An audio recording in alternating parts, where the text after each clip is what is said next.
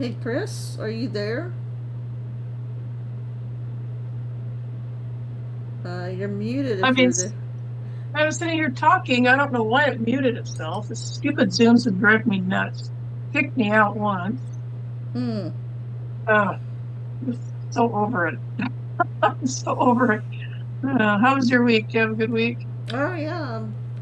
I'm getting ready to start the summer.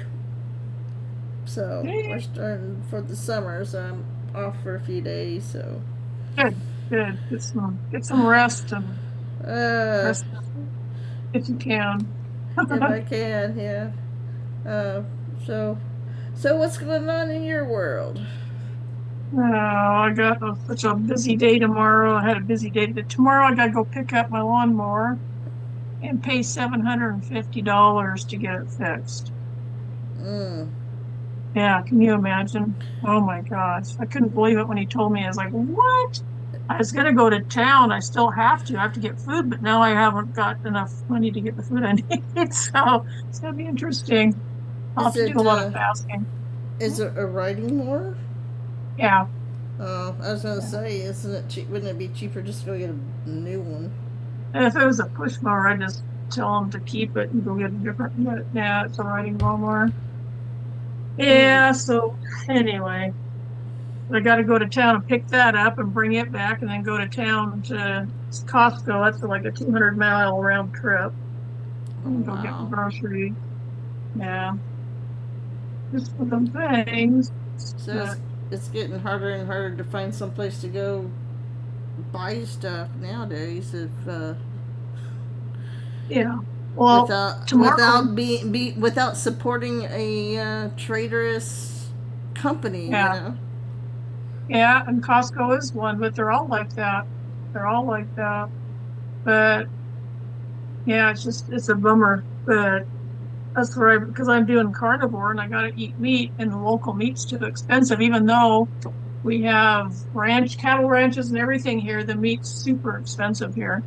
Any place else in the nation you go is cheaper, but yeah, everywhere here is expensive. Costco's got good quality meat, and pays for my trip down to pick it up down there. Put it that way. Hmm.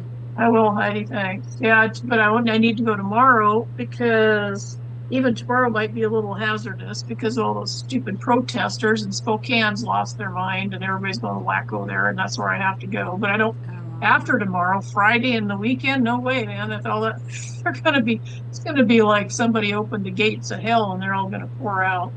Well, is there any way you could bypass the area that they're? Well, luckily I'm on the north side with Costco. It's kind of on the outside. It's not, I don't think it's even in the city limits, if I remember right. So it's on the north side. And it's about 100 miles down and 100 miles back. So I just go there, do my thing, come back, Yeah. hopefully. Yeah, I don't think there'll be anybody protesting there. And if they are, I'll just ignore them, I guess. But yeah, it's kind of fun. Take your mace. Yeah, I got some. Take your mace and pepper spray.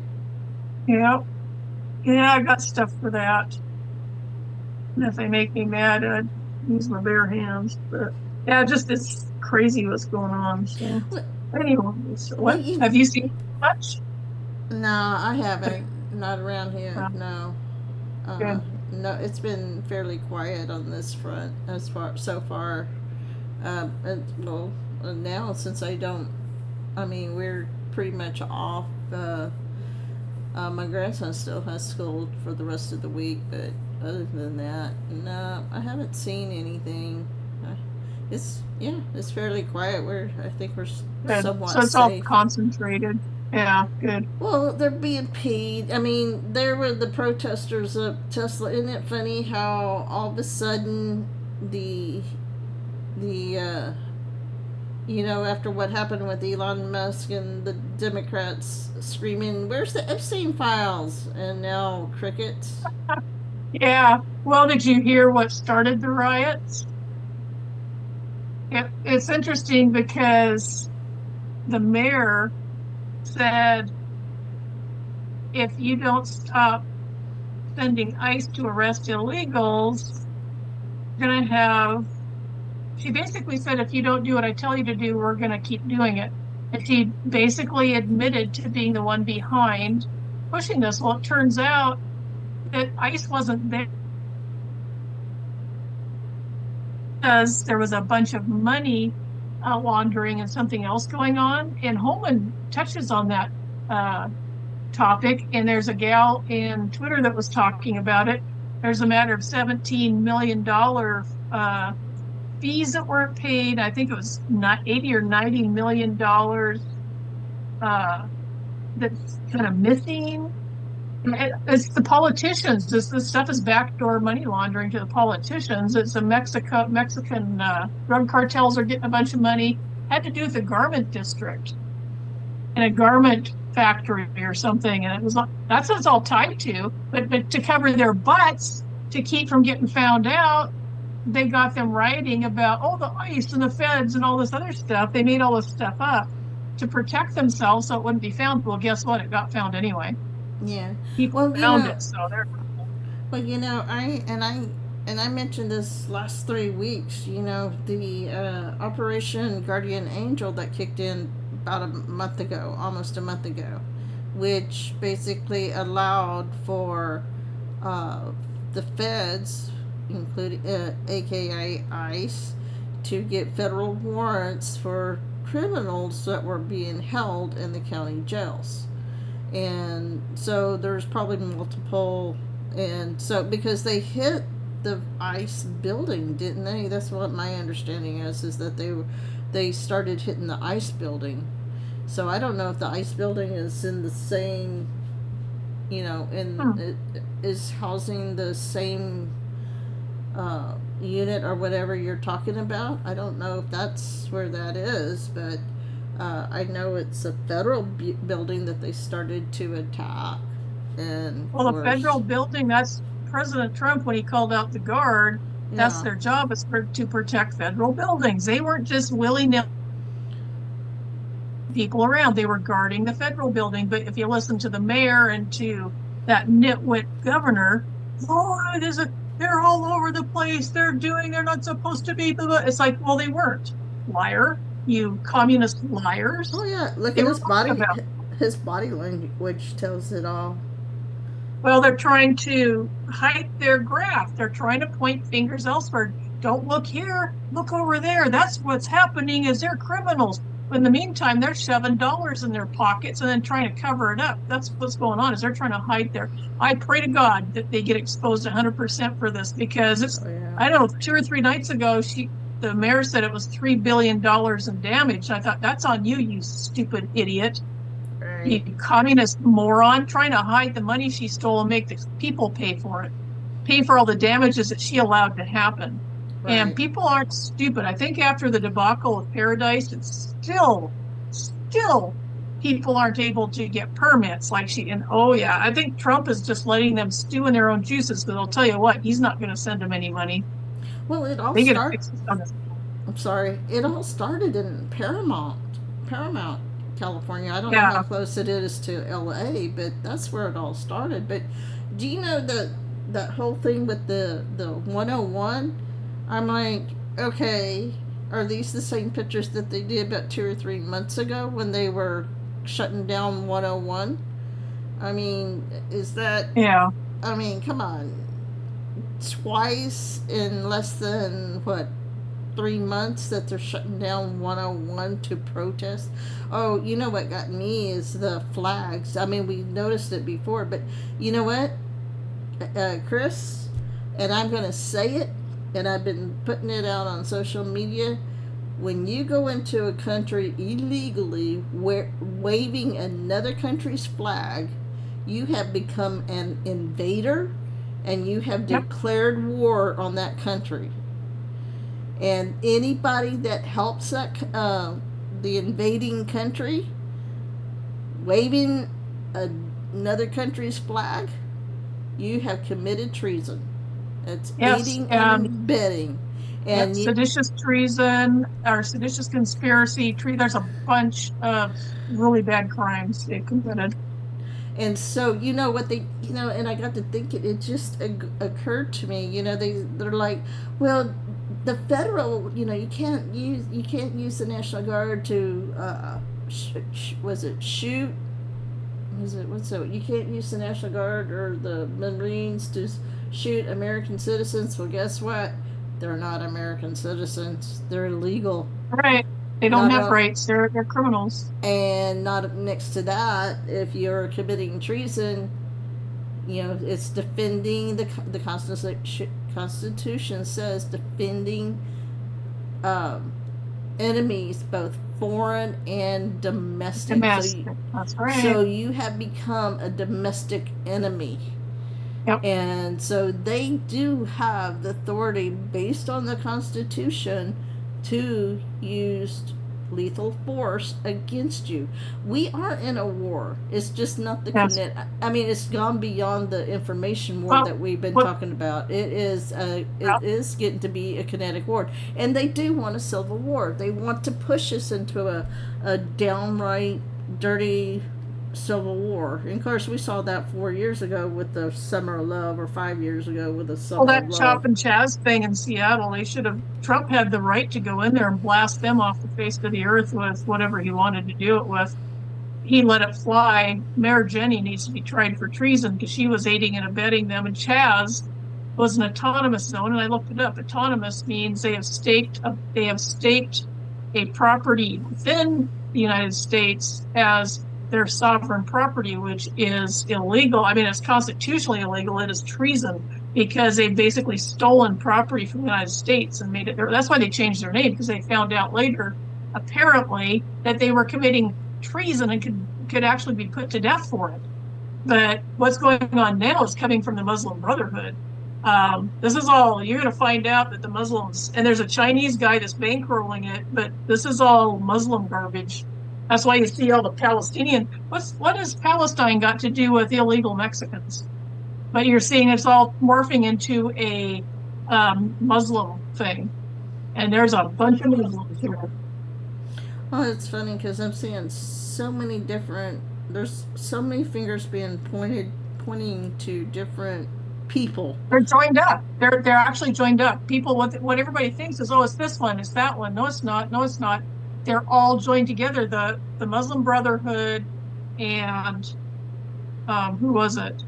There are 2 or 3 different factions that are training this week or this weekend, and they're normally not seen together and not part of the same group, but they're joining hands because they all hate America.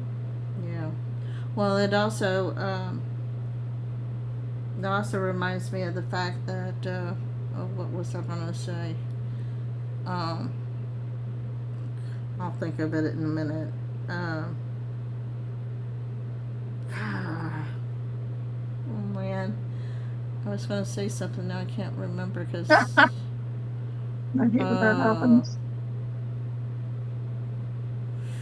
It has to do with something to do with President Trump's decision about why he hasn't taken a more forceful stance.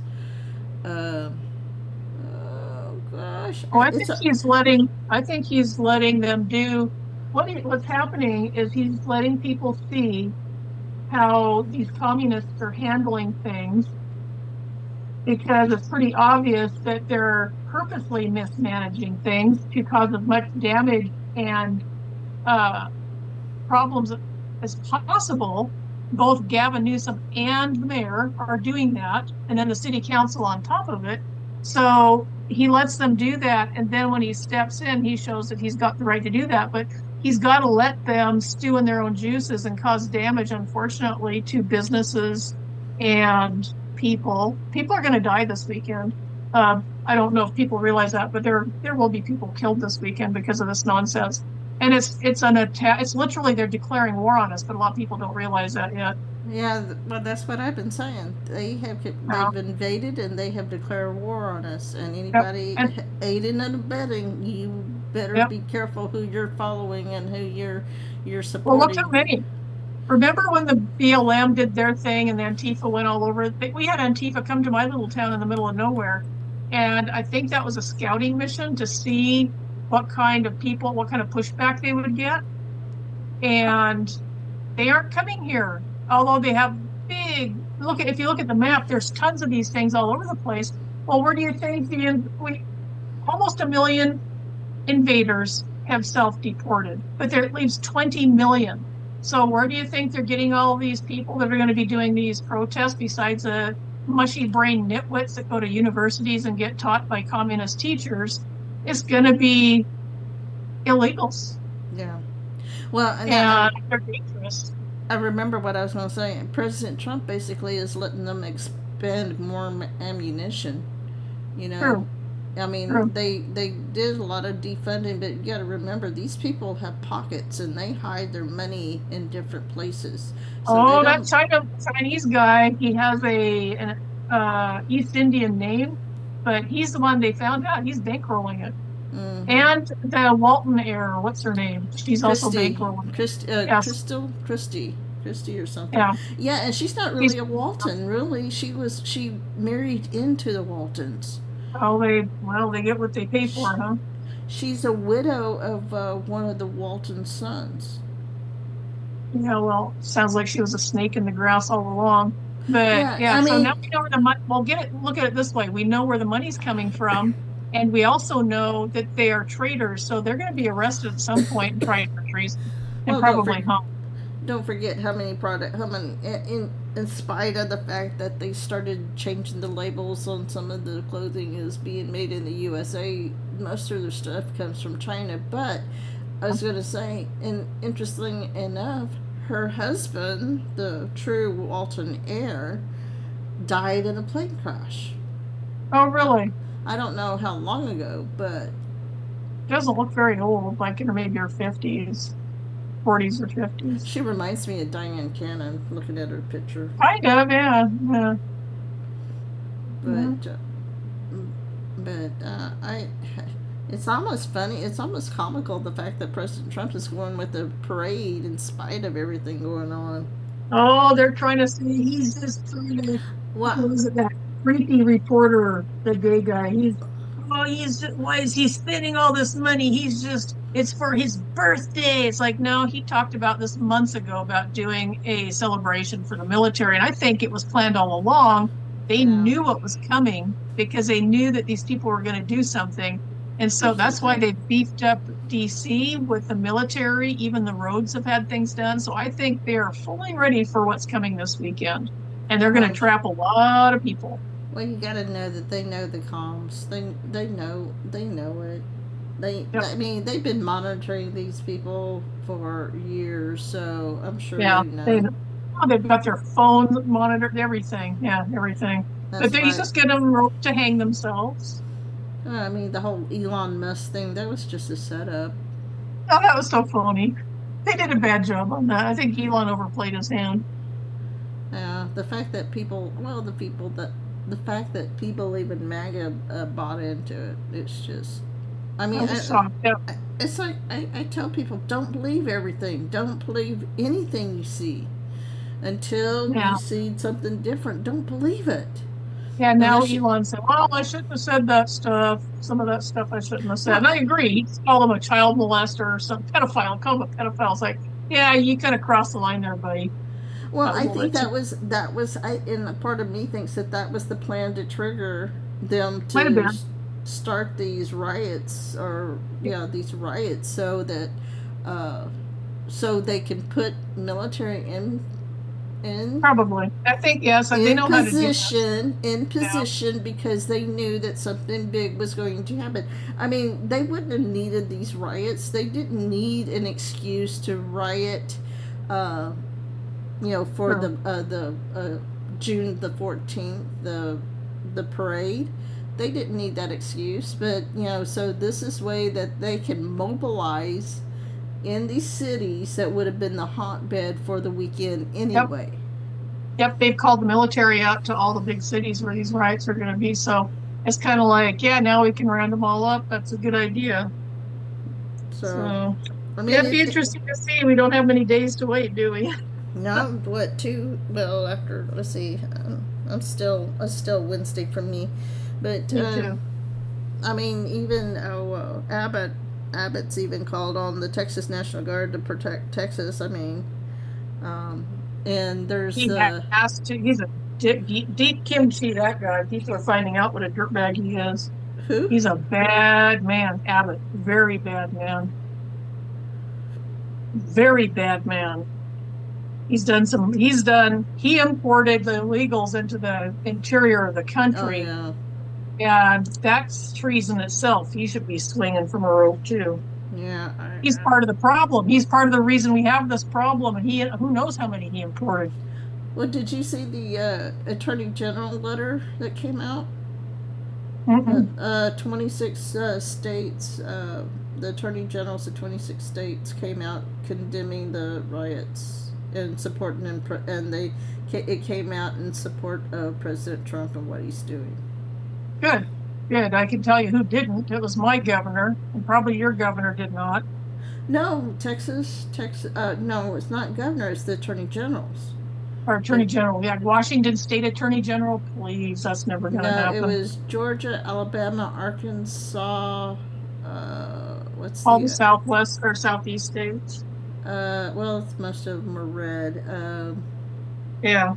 Tennessee. You're not going to see a blue state do that. I think Tennessee, Oklahoma, South Dakota, North Dakota, North Carolina, Florida. Was it Oklahoma, probably. I think Vermont. Really? I think Vermont's the only East Coast state I saw. Oh, interesting.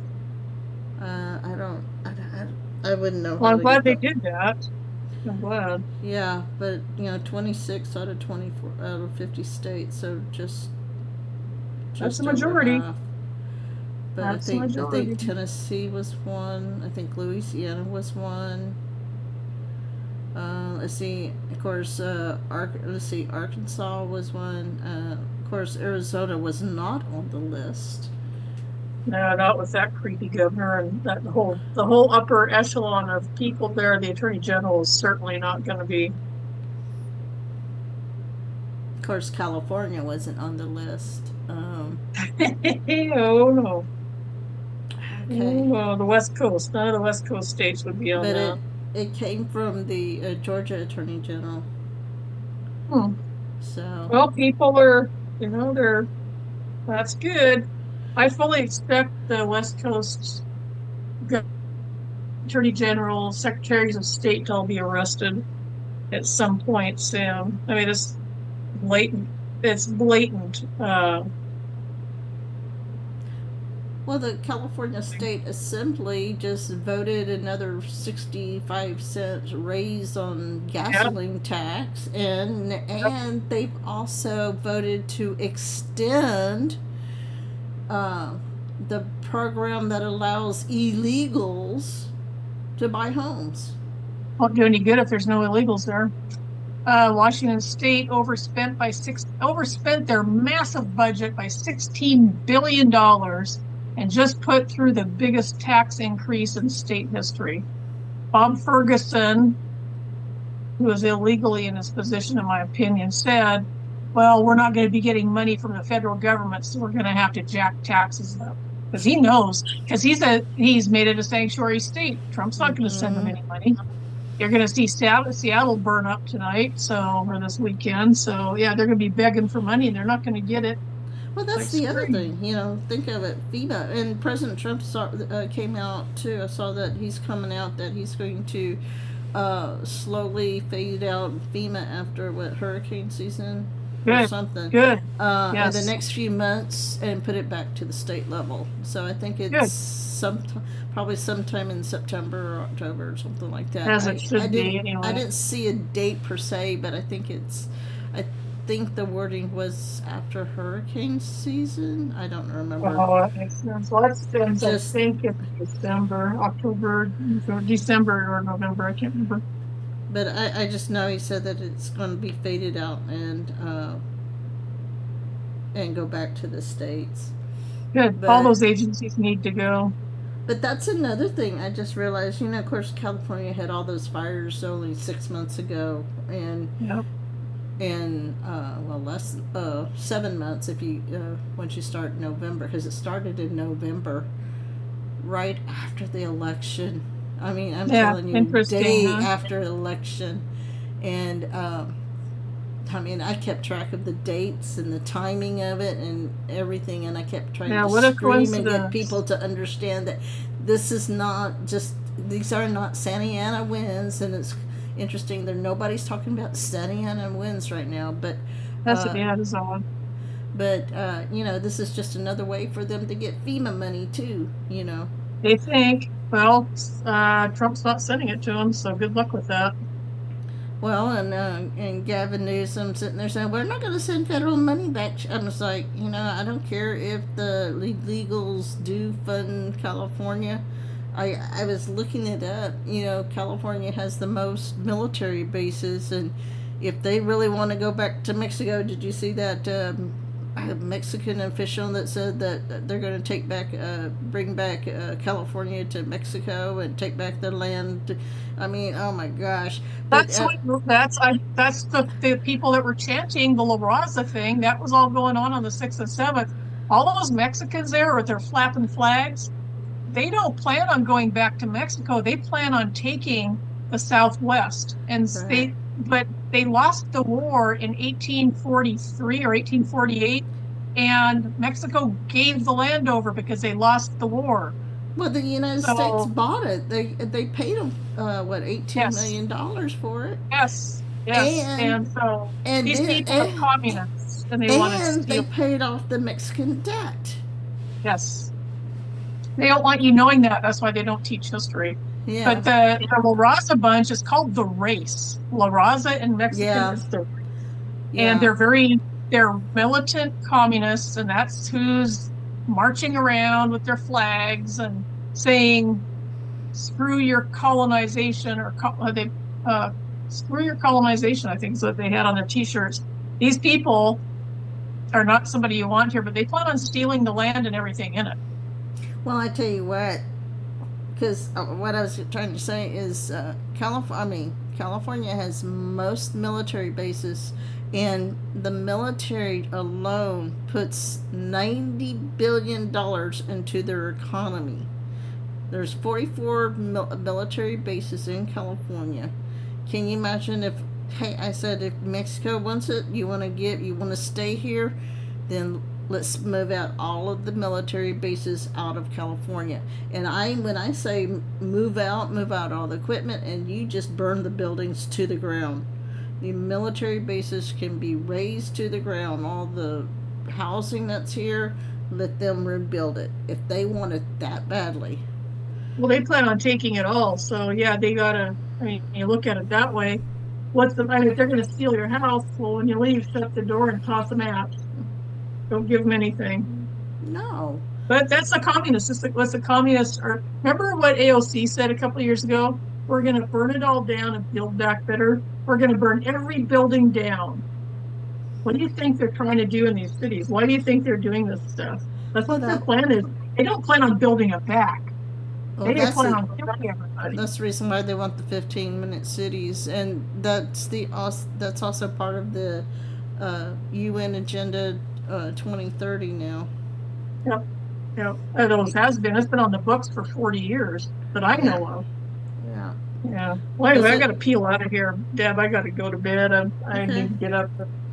I would like to stick around longer, but I want to make sure I got a lot of driving to do tomorrow. I don't want to hurt anybody by running off the road. Yeah, especially if you're gonna drive early and get back as early as you can. Yes, and I need to do that. And then I get home and I got to mow for several hours. And, I got a lot to do.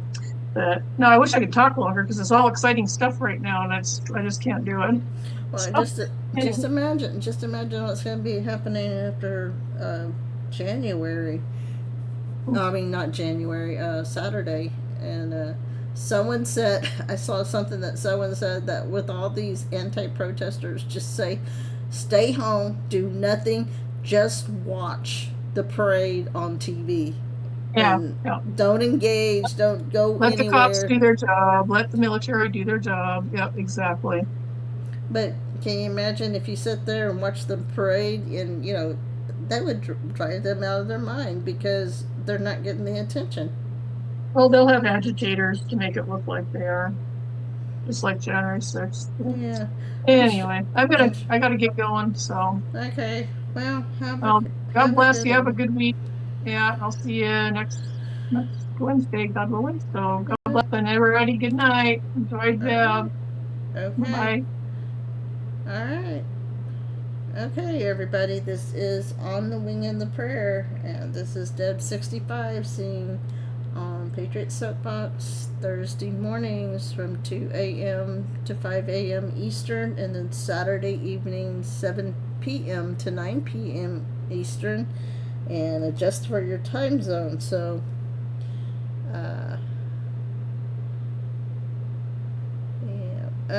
so if anybody wants to call in and talk about what's going on, I can open up the phone lines. Y'all just let me know.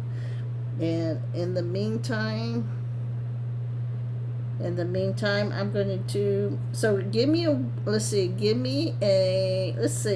can we do it? Give me a C if you want me to open up the phone lines and call in. And give me a 1 if you're going to stick around. Seems quiet right now in chat, so while I am putting out the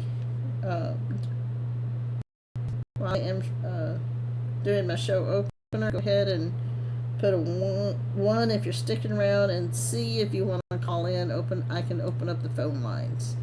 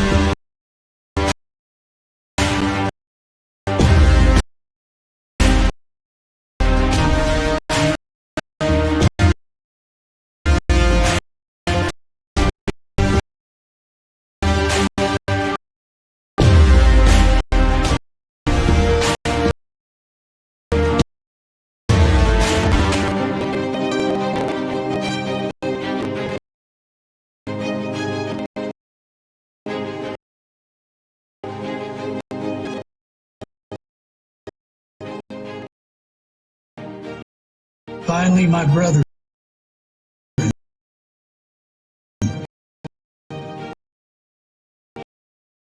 be strong in the Lord and in the power of his might.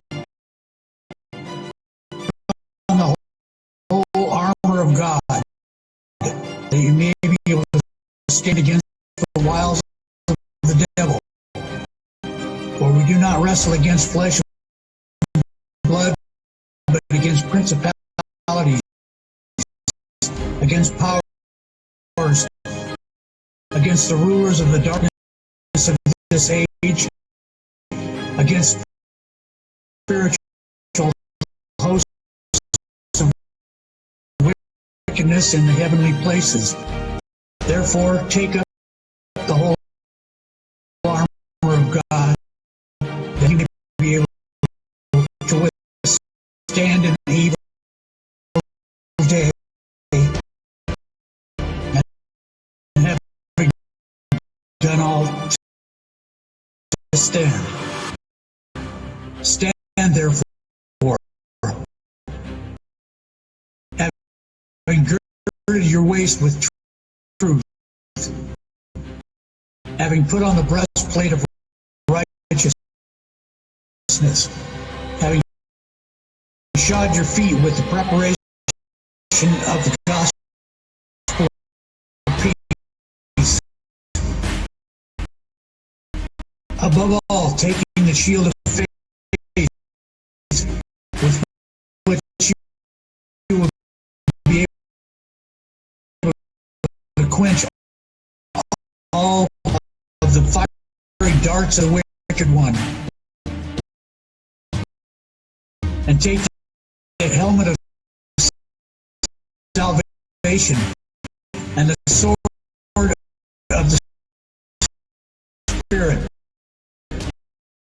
which is the Word of God, praying always with all prayer and supplication in the Spirit, being watchful to this end with all for all saints, that has given me the mouth both to make of the adoption and aspirations, both of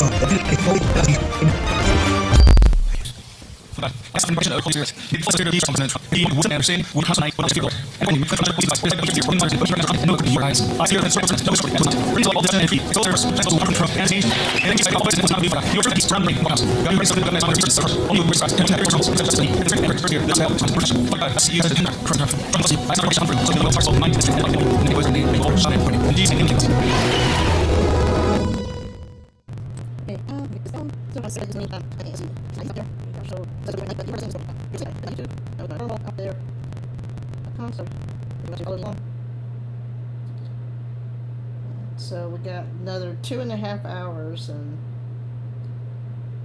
we're gonna have to, I don't know, I'm not sure. What do y'all want to do?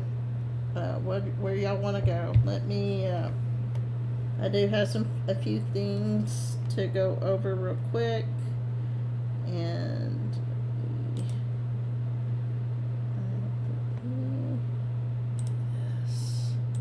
alright, let's see.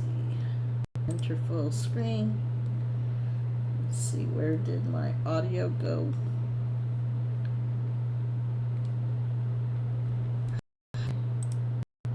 Let's see. Alright.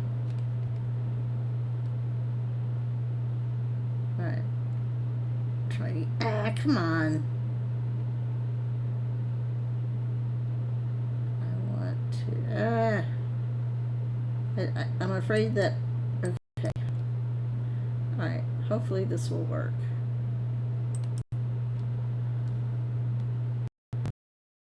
There we go.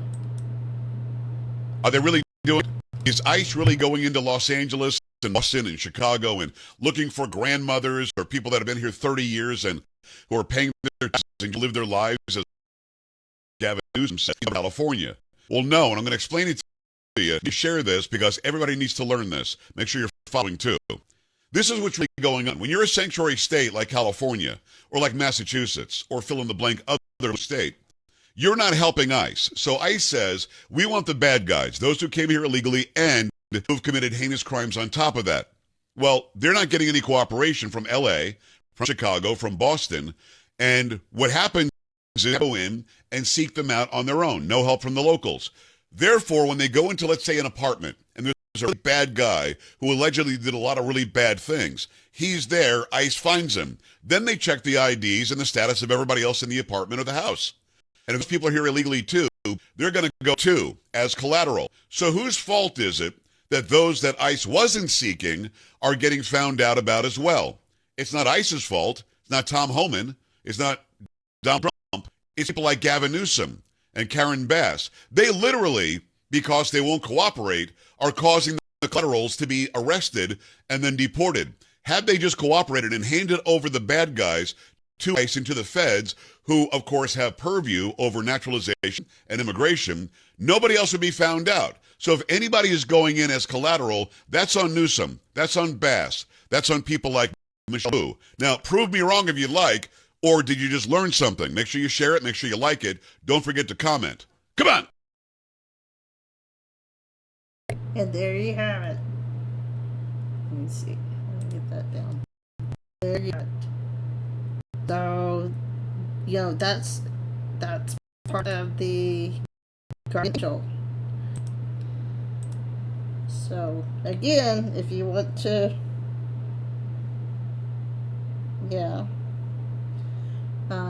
if you want to call in and we could talk about what you want to talk about, we could talk about Bass. We could talk about, how about the fact that when the fires, or when LA was, Palisades was burning down, pretty much burning down, she was out of the country.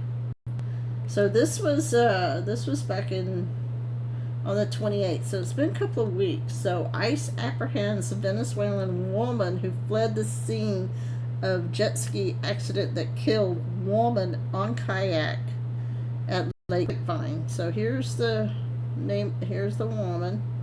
So U.S. Immigration and Customs Enforcement, in a joint operation with state and federal law enforcement, arrested Dakerlin Alejandra Gonzalez, a 22-year-old citizen of Venezuela, in Dallas on May the 27th, following a state warrant execution for felony manslaughter. Gonzalez was operating a personal watercraft with a female passenger at high speed near the shoreline of Oak Grove Park May the 25th when she collided with a kayak occupied by 18-year-old Ava Moore. There was another incident too involving I can't remember where they were from, but there was 2 people arrested in that incident. I can't remember where that other incident, but I thought that was weird because there were two different in the same time period. There were 2 arrests in the same. They were the incidents were very similar. Let's see. The collision resulted in Moore's death. Gonzalez fled the scene with her passenger on board. Gonzalez and the passenger returned to Oak Grove Park. The passenger remained on the scene with witnesses and was interviewed by Grapevine Police Department while Gonzalez left in a vehicle with a 21-year-old Mikel Colleo Perozzo, also of Venezuela. Perozzo has been charged with hindering apprehension. As the investigation folds, more state charges could be filed. So, and this is a quote, "This criminal alien and her boyfriend will account for the tragic accident that ended the life of a young woman who exhibited enormous potential," said ICE Enforcement and Removal Operations Dallas Acting Field Officer Director Josh Johnson. ICE Dallas will remain steadfast in our commitment to arresting and removing criminal aliens who pose threats to the safety of our communities. Let's see. CEO. And what's it? ERO. I think it stands for Enforcement and Removal Operations. Enforcement and Removal Operations Dallas lodged immigration detainers with the Grapevine Police Department following Gonzalez and Coelho's arrest. Both are in removal proceedings pursuant to the policies of the Immigration and Nationality Act as aliens present without admission or parole. Our partnerships with law enforcement across jurisdictions are key during these types of investigations. So said ICE Homeland Security Investigations Dallas Special Agent in Charge Travis Pickard. This investigation will continue to be driven by facts, evidence, and firm commitment to justice. The arrest of these two illegal aliens reflect the diligence and professionalism of our law enforcement team. So here you are. They are asking local law enforcement, but you got people like Karen Bass, and you've got these sanctuary states and sanctuary cities. I think Long Beach is not a sanctuary city in California. Long Beach is working with, and I'm not sure if Riverside is, but that's what Operation Guardian Angel is all about. It was a way to get around the state sanctuary law or sanctuary status, is because Guardian Angel based essentially if an illegal was already being held in a county jail, then the federal officers, ICE, could get an arrest warrant for them and take them out of that facility. And I think that's what was going on Saturday.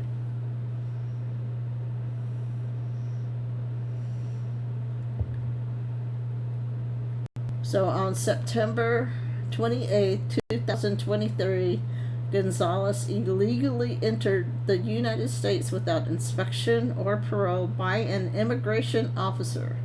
On the same day, the U.S. Border Patrol arrested and processed Gonzalez with a notice to appear and released her on her own recognizance. That catch and release, right, as if they're really going to show up. It's like, oh, you can't find me. I'll just go hide I'll just go blend in with the crowd.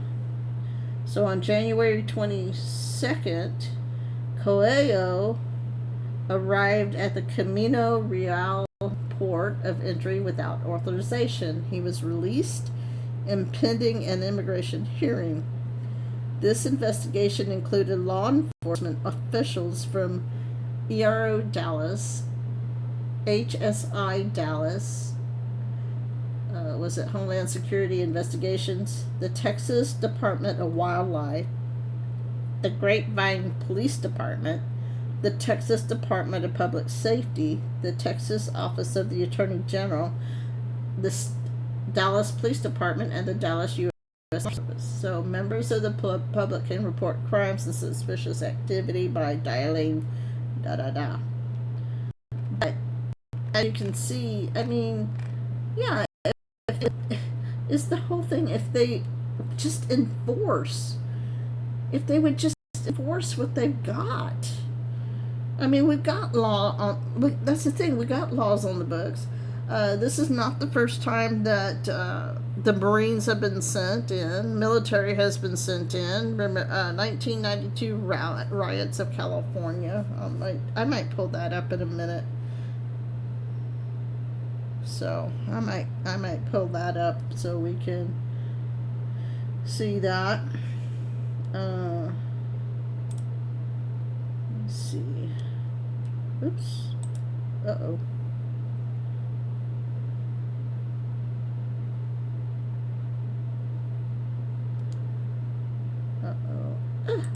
Oh no. Hold on. So the United States, this is actually a fact sheet from June the 24th of 2021. So think about, 4 years later. So the United States today, more than 16.7 million people share a home with at least one family member, often a parent who is undocumented or illegal. Roughly 6 million of these people are children under the age of 18. Consequently, immigration enforcement actions and the ever-present threat of enforcement action has significant physical, emotional, developmental, and economic repercussions for millions of children across the country. Deportations of parents and other family members have serious consequences that affect children, including U.S. citizen children. Guess what? Just because you're born here does not make you a U.S. citizen. You have to be your parents, or at least one parent needs to be a U.S. citizen, and extend to entire communities and the country as a whole. This fact sheet, smack sheet, provides an overview of the children who are impacted by immigration enforcement actions, the challenges and risk factors that these children face, and the existing mechanism designed to protect children if a parent is detained or deported. So millions of U.S. citizen children have undocumented parents and family members. 4.4 million U.S. citizen children under the age of 18 live with at least one undocumented parent as of 2018. 6.1 million U.S. citizen children, no, they're not, under the age of 18 live with an undocumented family member as of 2018. As many as 500,000 U.S. citizen children experienced the deportation of at least one parent from 2011 to 2013. As of 2017, temporary protective status holders from El Salvador, Honduras, and Haiti had an estimated 273,000 U.S. citizen children in these TPS designations. If these TPS designations are terminated, many of these parents will become undocumented. 17.8 million children in the United States had at least one foreign-born parent, including parents who were naturalized citizens, lawfully present immigrants or undocumented immigrants as of 2019. Hold on. So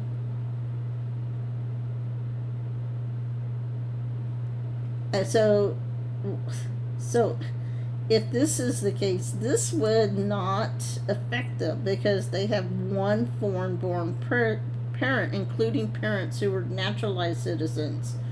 So they would not fall into, they don't have anything to worry about if they are actually naturalized citizens. They went through the customs, they went through the immigration, but they went through the process, they got their visas, they got a work visa, whatever, their student visa, whatever it may be. They went through the paperwork, they filed paperwork to get their status with the intent, because now I don't know much about immigration, but I would assume you do it with the intent of becoming the United States. Now, I had a cousin, and I've mentioned this before, I have a cousin, I don't know the complete details, but I know he went to England. He and his family moved to England. He went for work. After a couple of years, I don't know if they had intended to do this, but my understanding is eventually they decided, because they didn't want to keep paying taxes in the United States, they decided to go ahead and move their citizenship to England, right? It took them 10 years to get their citizenship moved to England. So they had to go through the process. They went through the process. He went through a work visa. I don't know, like I said, I don't know all the details. I just know that because his wife would put out a newsletter every year to family members, and I just remember reading how they had, became English citizens. Their two kids, they went to the schools there. They actually graduated from the schools there. So they were not, so it took them time. Here's what I don't understand. If you have the money to pay a coyote to be smuggled into the United States, why don't you use that money to file for legal status? right? Find someone who's going to sponsor you. I just don't understand. So immigration enforcement and the threat of enforcement can negatively impact a child's long-term health and development.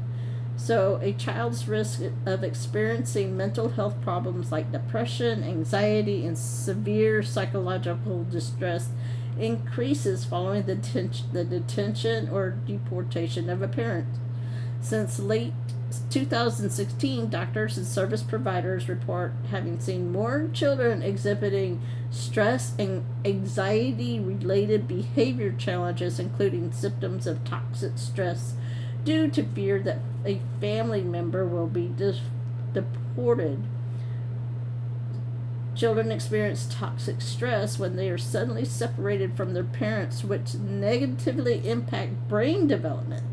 They are also at greater risk of developing chronic mental health conditions that include depression and post-traumatic stress disorder, as well as physical conditions such as cancer, stroke, diabetes, and heart disease. Well, you know what? It sounds like any other stress that a child can experience. You have parents who go through divorces. That can cause anxiety. That can cause stress. You have kids who have lost siblings. They got in the wrong crowd. They got killed because they started running with the wrong crowd. Guess what? That can cause stress. I've seen it. We've had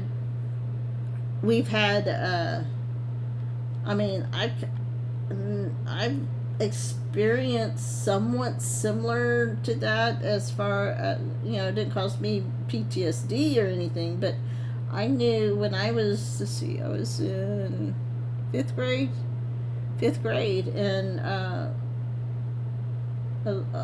little boy, he was my sister's age. He was about he was 3 grades younger than I think he was in 3rd grade.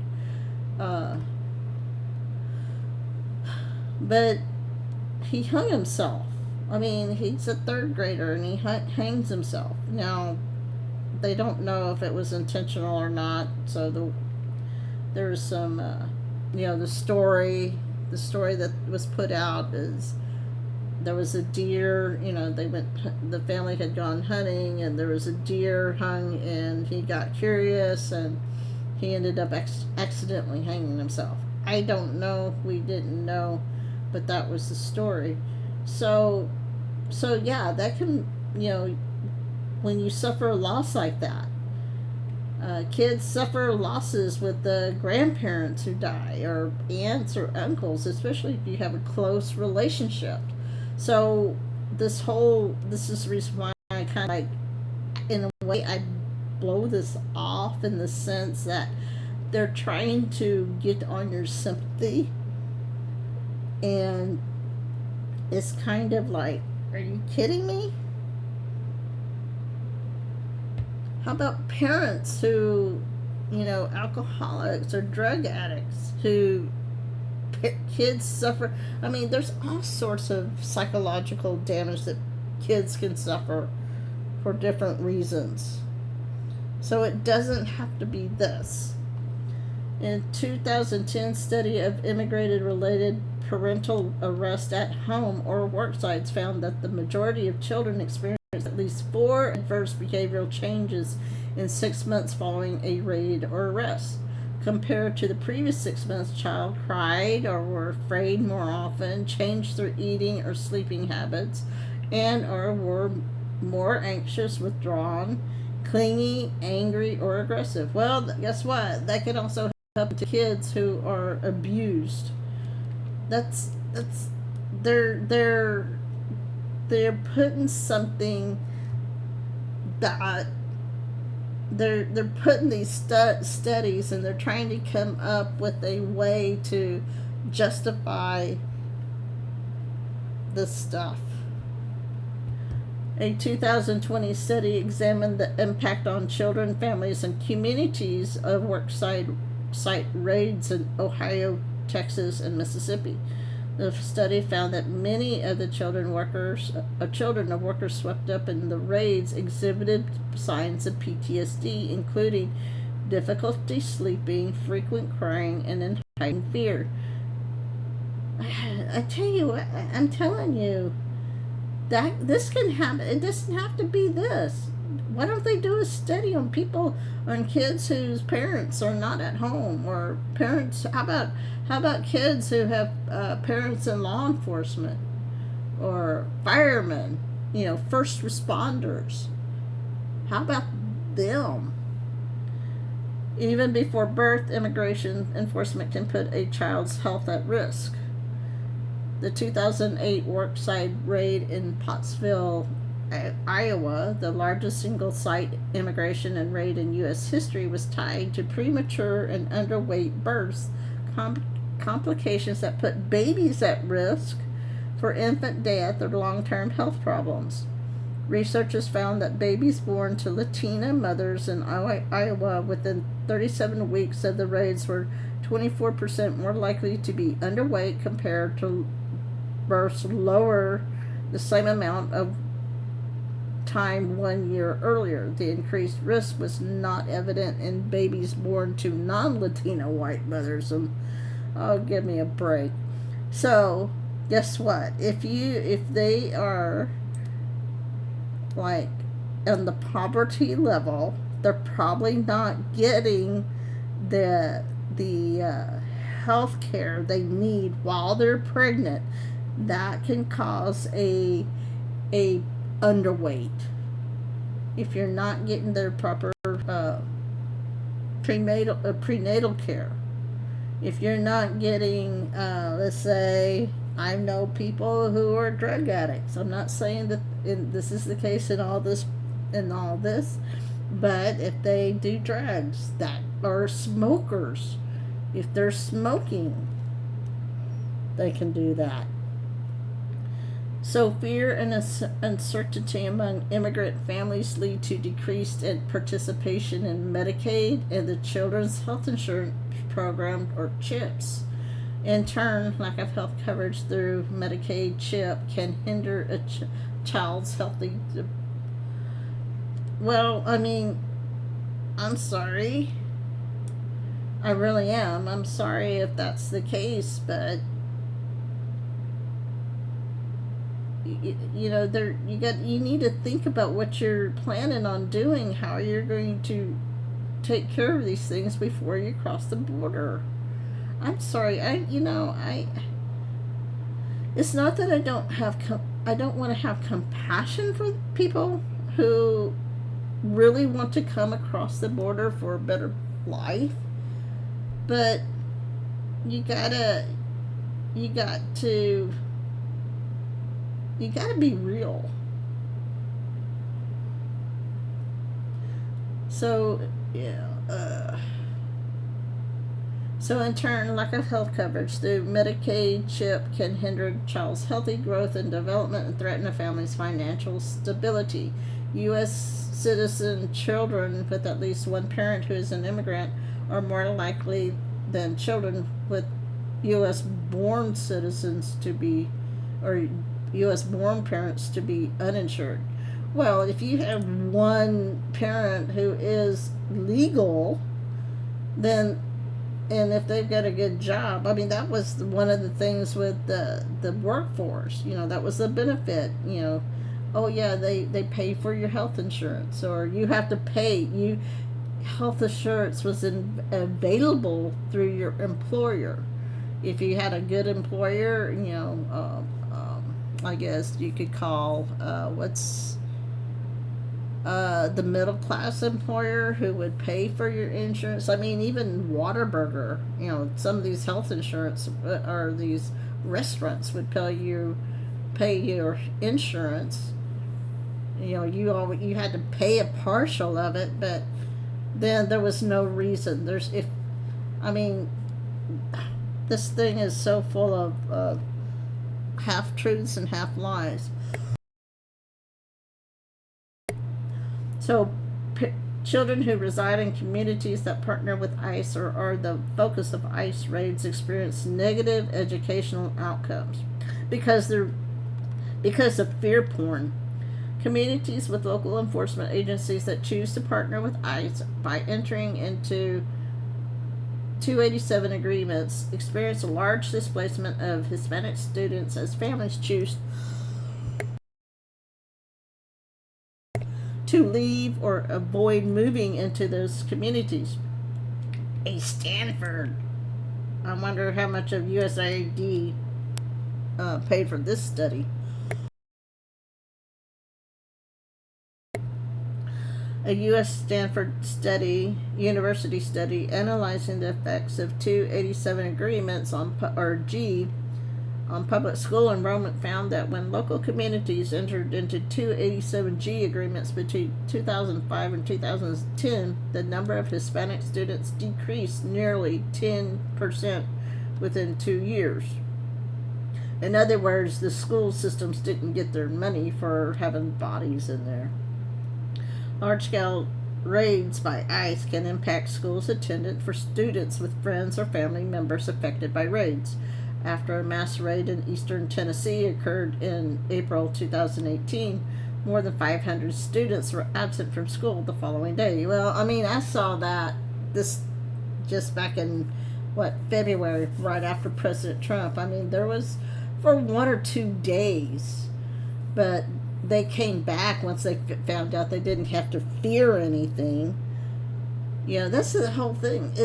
It's if you're here legally, it's the unlegal, it's the illegal that's the problem. Educators surveyed in 2017 and 2018 reported several concerns related to immigration enforcement, including student absences, decline in academic performance. Some of these schools have low performance anyway, and less involvement from parents. Some of those schools still have, it doesn't have to do with immigration status. 84% of school educators said students from immigrant families expressed concerns about enforcement while at school. First of all, they're not going to target your school unless there is someone who is a violent criminal. A 2020 study analyzed the educational outcomes of Latino students in school districts located in communities where large numbers of deportations were taking place. The study found that the number of deportations occurring in the larger communities correlated with greater gaps between white and Latino students in terms of math achievement and chronic absenteeism. Well, I tell you what, the whole pandemic lockdowns didn't help all that either. Because I know when I came back, good morning, Panorific. When I came back, when I started the school system, or when I started working at the school I'm working at, there were students that couldn't read second grade. They couldn't read it, and it had nothing to do with immigration. So the detention or deportation of a parent puts children at risk of economic instability. Again, you got that with anybody. It doesn't have to be with immigration. It has nothing to do with a legal status. So the deportation, even the arrest or detention of a parent or other household member, has significant short and long-term financial implications. This whole U.S. citizen children, they're not U.S. citizen. Just because they were born on U.S. soil does not make them U.S. citizen. If you're talking about citizens, children with parents who are naturalized, that's one thing. So they have nothing to fear.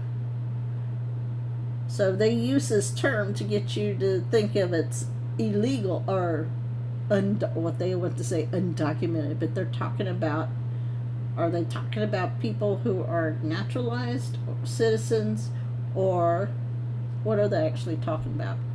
and any remaining members can face substantial economic disadvantages following the removal of a primary provider. Well, guess what? You have people, parents, you have families that sometimes the primary provider passes away. You got that issue. So in general, increases in immigration enforcement have been linked to higher poverty rates among U.S. citizen children with parents who are likely to be undocumented. Well, guess what? You wouldn't have that issue if they were in their country of origin. And again, I don't mean to make light of it. I don't mean to make fun of anybody's status as far as, why did they come into this country? What is their goal? It's about legal being illegal. I think the majority of people are okay with if you come in the right way. You got people who come into this country the right way. They did it the right way. They went through the process. They're mad. So you think about how many people are naturalized citizens that live in the United States, and you think that they're happy?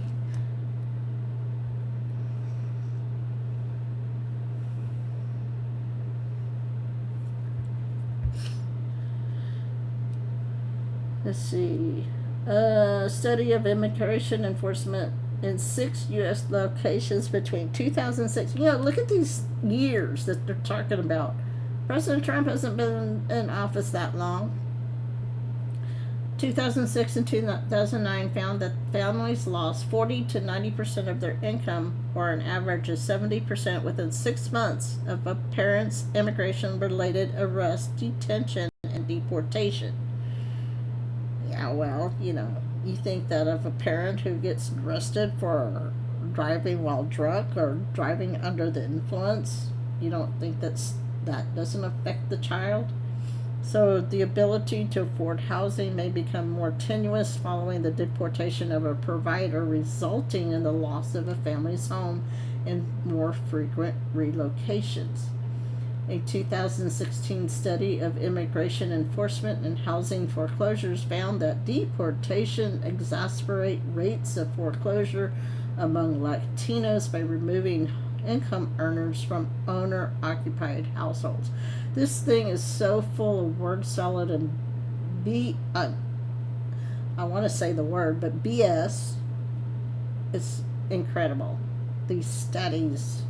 Furthermore, the research revealed that counties with 287G agreements, which authorize immigration enforcement collaboration between local police and ICE, had sustained a substantially higher foreclosure rates among Latinos. How about the fact that think about that. If you're talking about 2006 and 2000, that was the housing bubble. Think about that. Are you saying that deportation was the reason for the housing bubble? An analysis of 2018 census data found that when households lose the income of an undocumented family member, the family's income falls as much as 45%.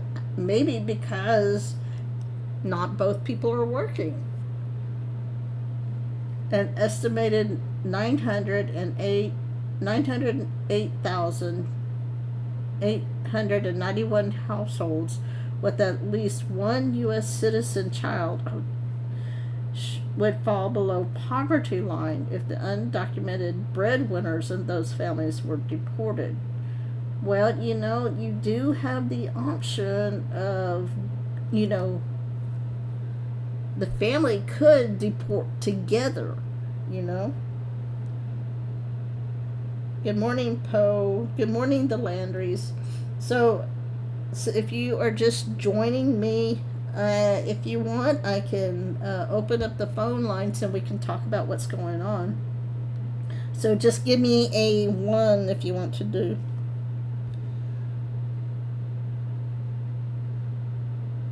Exactly. I just, this whole idea of this report being U.S. citizen child. what exactly are they saying? They saying because the child was born in the United States, that doesn't automatically make them a citizen. Or are they talking about a family member being a citizen? Like I said, this thing is so, it's so skewed. I mean, you could put any of these demographics just on, and any of these demographics or these statistics can relate to any child in the United States for other reasons. So children may end up in the welfare system, child welfare system, or you mean child trafficking, following the detention or deportation of a parent. So parents, regardless of immigration status, detention, or deportation, have a constitutional right to custody of their children unless deemed unfit. Yeah, I know, a lot of times it's hard for that to happen. While the child welfare system generally recognizes that it is in the child's best interest to remain with a parent or family member, immigration enforcement can negatively impact parental rights and thus a child's well-being. For example, a lack of coordination between agencies has historically led to prolonged family separation and even termination of parental rights when a parent is detained or deported. So I wonder if that is what's the word I'm looking for? If that is a plan, because we found out that the Child Protective Services is just another way for money, child trafficking to happen. If that's the case, is that a planned thing? But this whole thing about the deportation, if you, I moved, let's see, I think by the time I was in junior high, we moved 3 or 4 times before, we moved when I was growing up. We moved, let's see,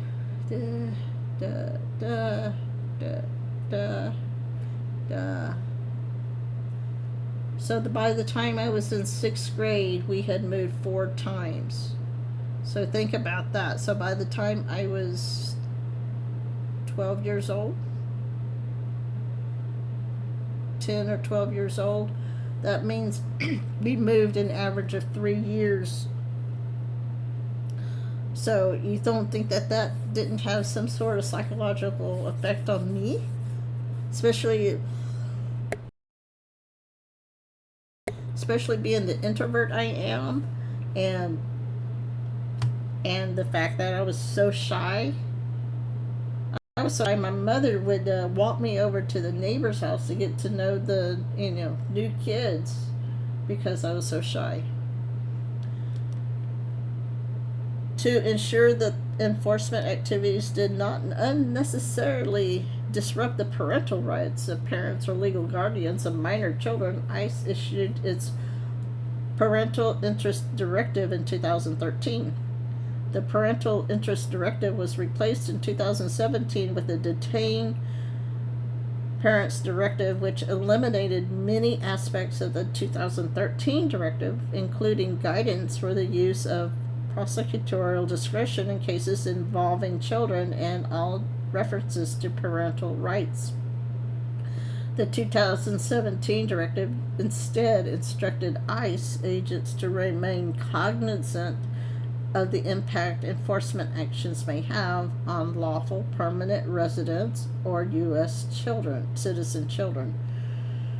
Okay, according to ICE's 2017 Detained Parents Directive, when LPR, lawful permanent residents, or U.S. citizen minor children were encountered during immigration enforcement, ICE agents should generally accommodate the parent or legal guardian's efforts to make child care arrangements before contacting local child welfare or law enforcement to take temporary custody of the children.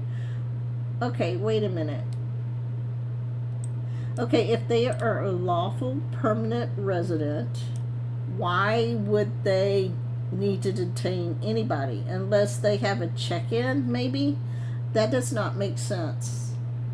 I mean, if I've got to go sit on a jury trial, I've got to make arrangements for my child. If I get, a lot of times if you use that, say I'm a child's caretaker, so I can't sit on a jury. Sometimes the judge will let you go, but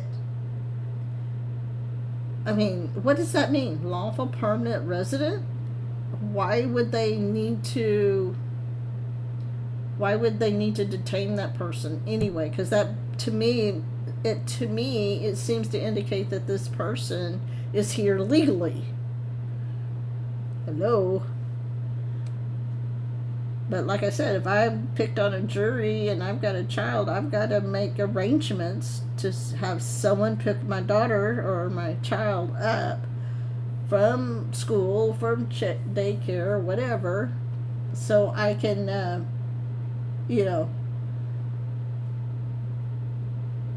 that doesn't make sense. If a parent is unable to arrange child care or custody prior to detention or deportation, okay, if they are LPR, why would they be detained or deported? That doesn't make sense to me. The child may be taken by the state protective services for placement in case management. The child is usually placed in an emergency shelter, group home, or with a relative, friend, or stranger in a foster home while custody is determined in family court. We had that situation with my daughter. I don't know exactly what happened, but while she was doing basic, her ex just really went off the rails, and it was a bad situation, and she was told that my grandson had been put in child protective services and no one seemed to know where he was. So she was going out of her mind. I mean, you talk about stress. It was stressful for my daughter because she's like, I don't know what's happening. Her ex at the time was arrested, and then it turned out that my grandson was with his parents. So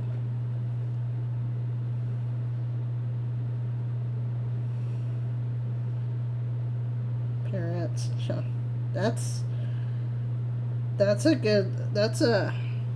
that is a what's the word I'm looking for? That's an interesting way of putting it. Resident citizens are their commodity. Child is the states from the beginning. We are just we just rent. So an estimated 5,000 children in foster care had a detained or deported parent in 2011, according to a national study. Child in foster care in counties with 287G agreements were 29% more likely to have detained or deported parents compared to non-287G counties studied in 2011. Well, of course, because they're not having to these agreements where they're with the local law enforcement is working with ICE. They're not going to stand in the way of ICE. Of course, they're not. So there are limited mechanisms to safeguard the parental rights of parents who are detained or deported. So, and you still got this whole thing. Are you talking about one parent, two parent? I mean, again, it's like I said a while ago. Why do they have to stay here? They could go with that parent who is deported. That makes it sound like, you talk about separating children, right? So they're saying that they sent out the illegal parent and just kept the child here because the child is quote unquote a U.S. citizen. So all parents have the right to receive a notification of custody proceedings affecting their children, attend such proceedings, and receive copies of related court documents. Yet there are few enforceable permanent policies in place to protect these rights for parents who are detained or deported. Well, you know what? Sorry, but if you want to bypass all of this, don't cross the border illegally. If you want to, that would save a lot of headaches. Federal law mandates, or is that word, that parental rights be terminated if a child has been out of a parent's custody for 15 of the past 22 months.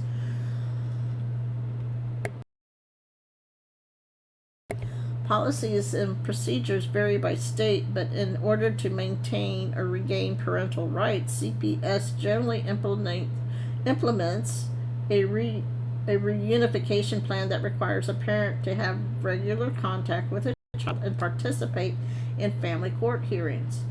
Detained or deported parents have historically faced significant barriers into these requirements. It doesn't have to be that way. Parents may request release from detention in order to care for their children while they are in immigration proceedings.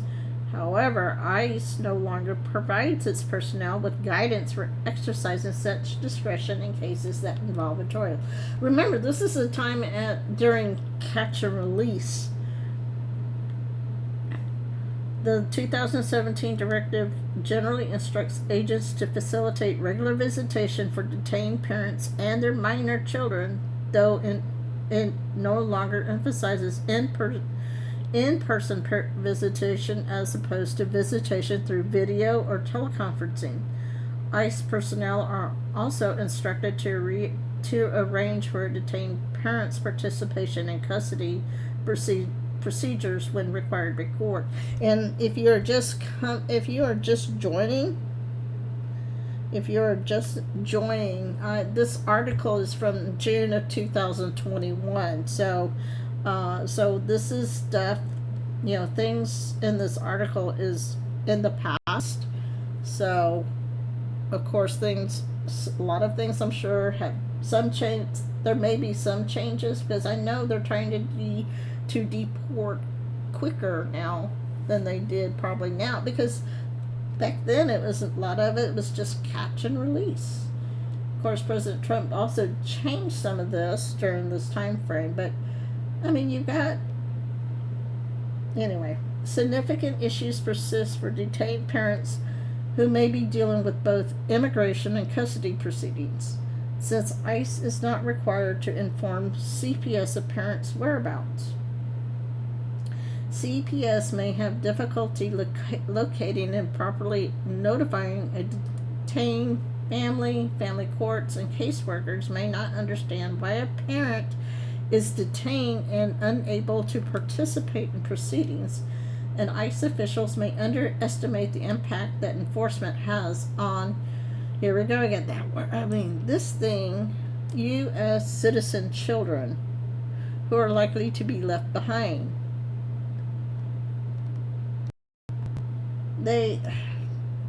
Like I said, this thing is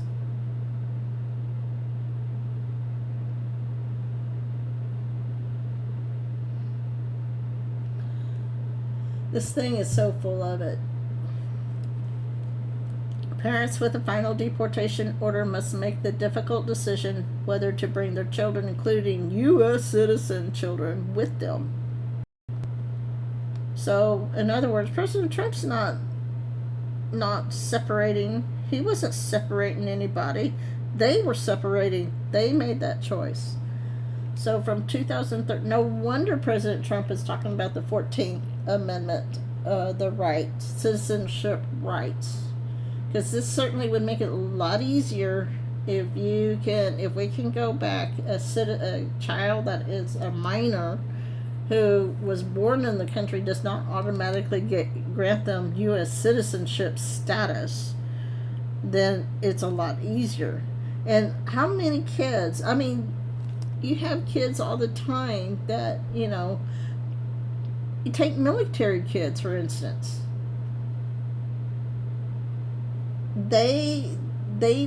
they may be born in the United States. If they have a family member or the parent that is in the military, they have their parent or a military, they become a military family. So maybe they have to go overseas. So they move overseas. They're minors. They may not be deported, they may not be law enforcement per se, but still, that affects them.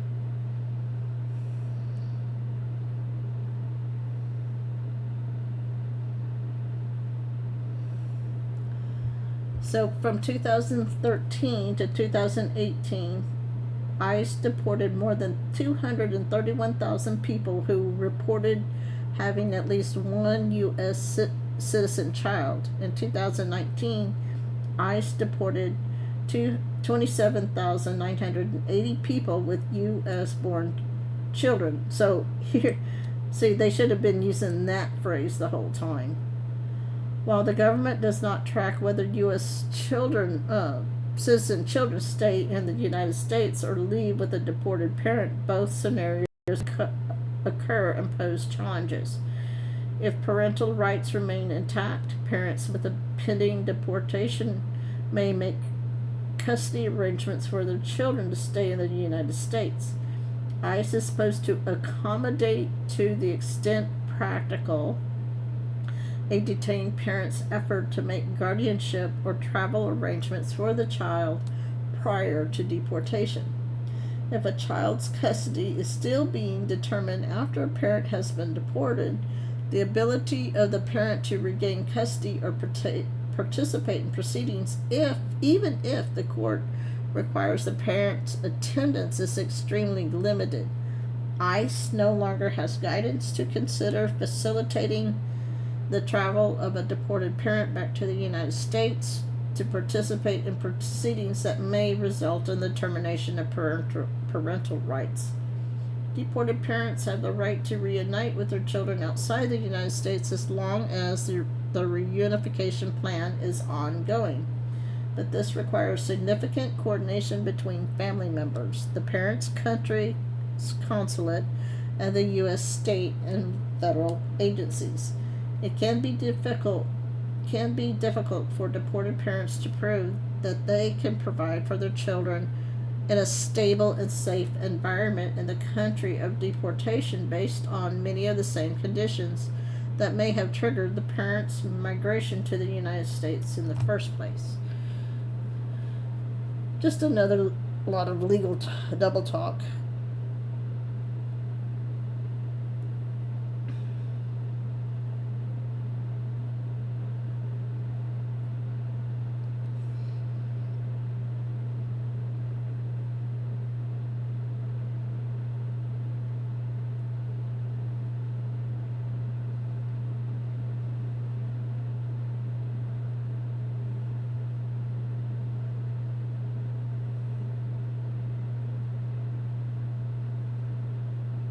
I'm reading chat.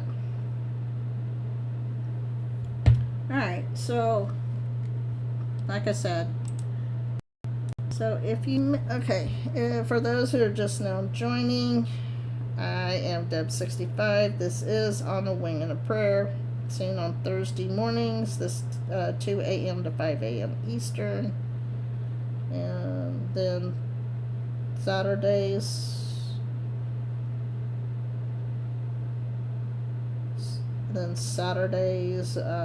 7 p.m. to 9 p.m. Eastern, just for your time zone. I am putting out my YouTube.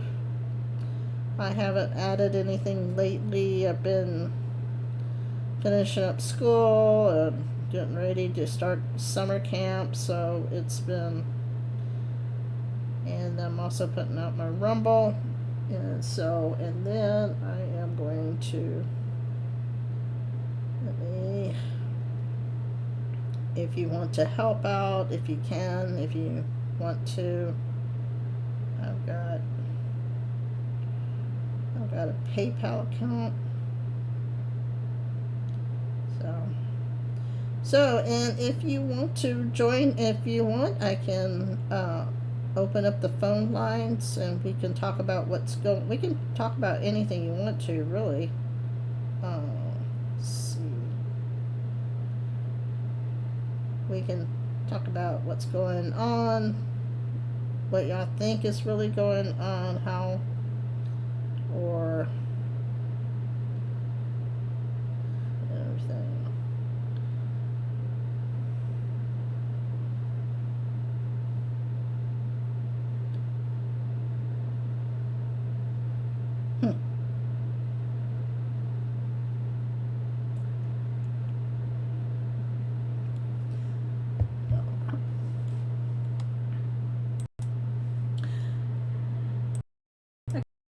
Like the name On a Wing and a Prayer, kind of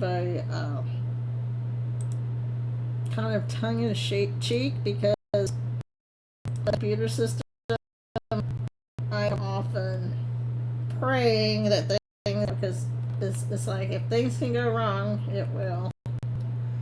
Okay, so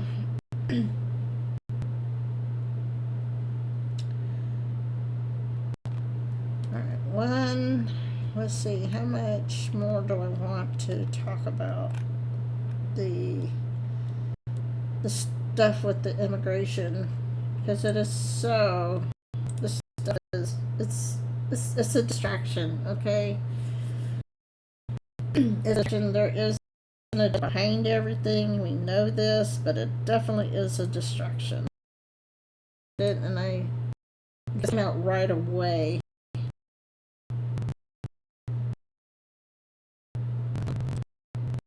I hate when that happens.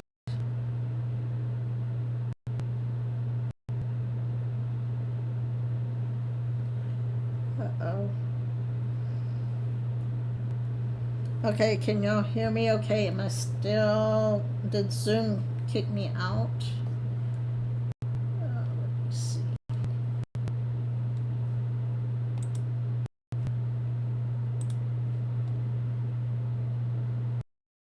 Yeah, it did.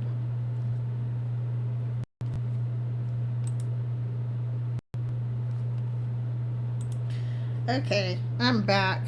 Apparently Zoom kicked me out.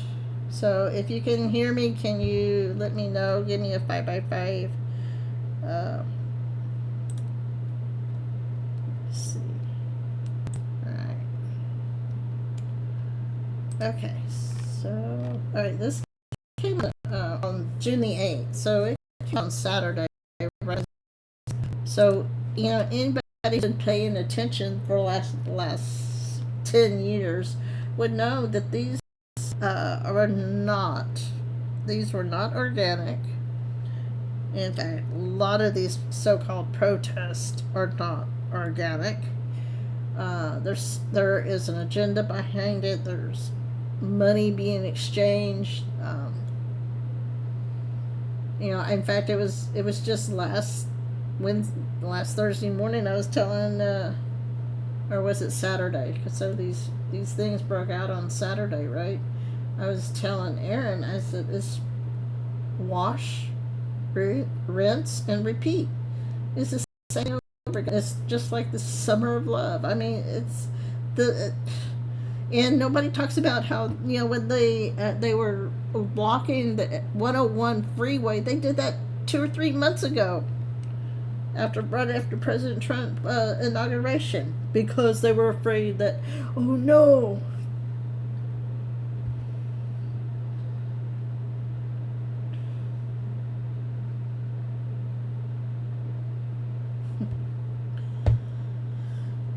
So here we go. Report. Evidence suggests LA, quote, riots over ICE raids could be government. And remember, I talked about Operation Guardian Angel.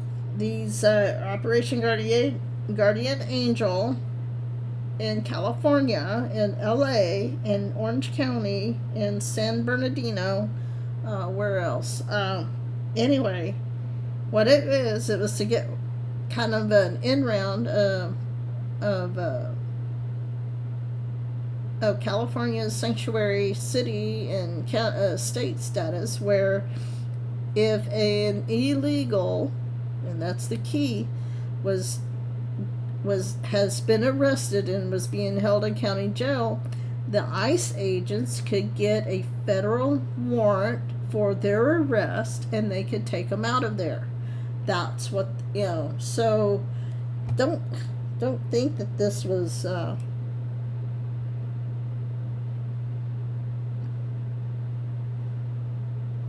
don't think that this isn't about immigration. This is about, and it's like, if you were here earlier with I was talking with Chris, when you go into a country illegally carrying another country's flag, you have become an invader and you have declared war on that country. Anyone helping you, they're committed treason. Man, I hope a lot of these people who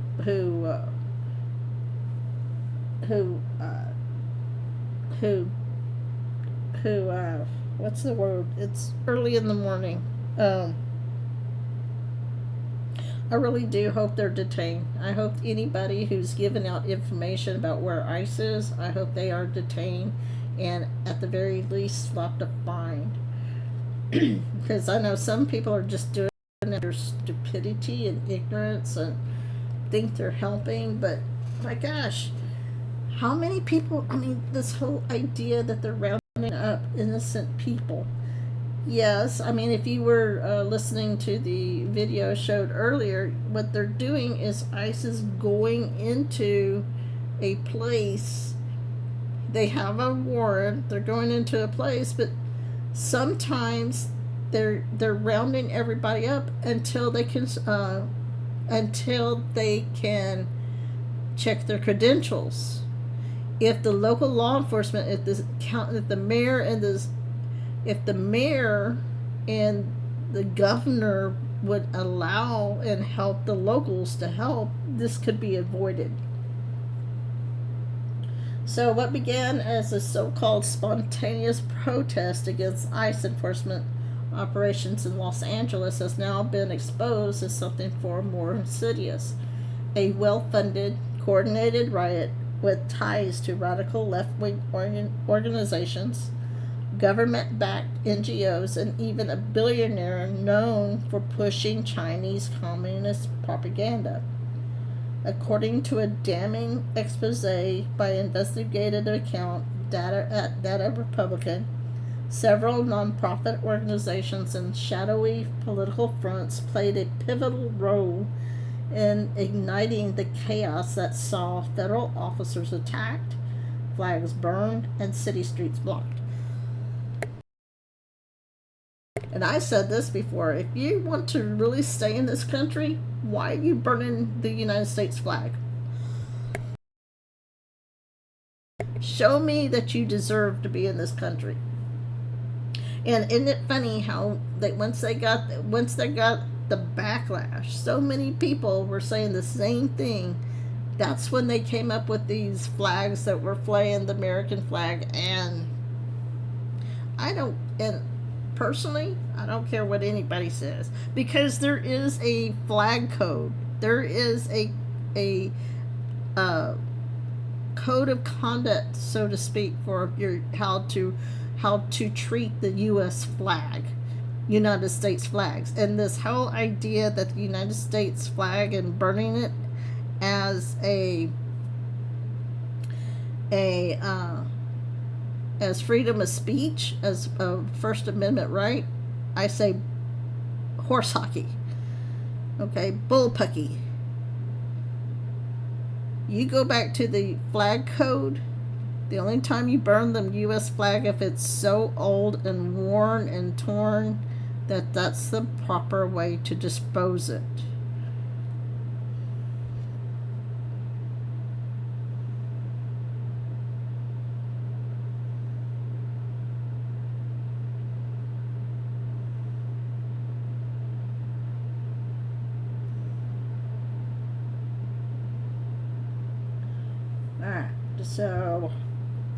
But what's more alarming, tens of millions of dollars in taxpayer money may have indirectly fueled the interest.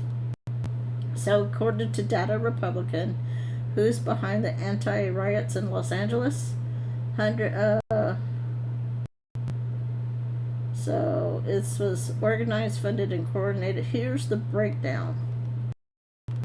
So at the center of the funding web is CHIRLA, CHIRLA, the Coalition for Humane Immigration Rights. Documents revealed the group saw a shocking jump from $12 billion to $34 million in government grants in just 1 year. While most of that is believed to come from the state of California, it has received federal funding as well. So here's the documents. I know you can barely see it. So here's the EIN number for CHIRLA, which is 954421521. So what you can do if you want to, you can look that up. Most of its private funding appears to be from DAF, so I'm not sure what DAF stands for, which are the hardest to trace. However, 34 million of its reported 45 million in revenue are from government grants. I wonder if you can find any of this on USAID website or DOD website. In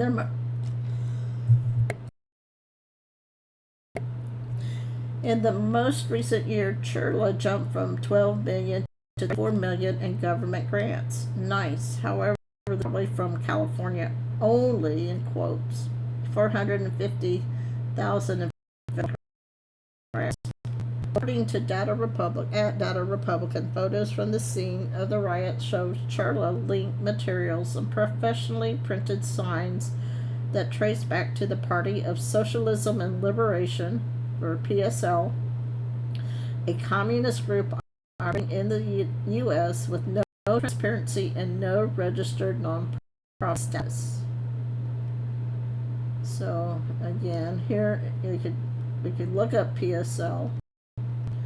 So finding financials is tricky, but I did find a wiki reference to Answer Coalition. So this is from the WikiLeaks. So the Party of Socialism and Liberation is a claimed Marxist-Leninist political party in the United States, founded in June of 2004 after a split from the Workers' World Party. I bet you that would be an interesting spider web to try to unweave. The platform is closely related to the broader Answer Coalition. The PSL has funded numerous movements within the Answer Coalition, including the movement to liberate Cuba from Statesian imperialism. So the PSL held its first Congress in February 2010 in LA. Our community is under attack and has been terrorized. Angelica Salas, Executive Director of the Coalition for Human Immigrant Rights, or CHIRLA, tell the crowd of protesters per LA Times. These are workers, these are fathers, these are mothers.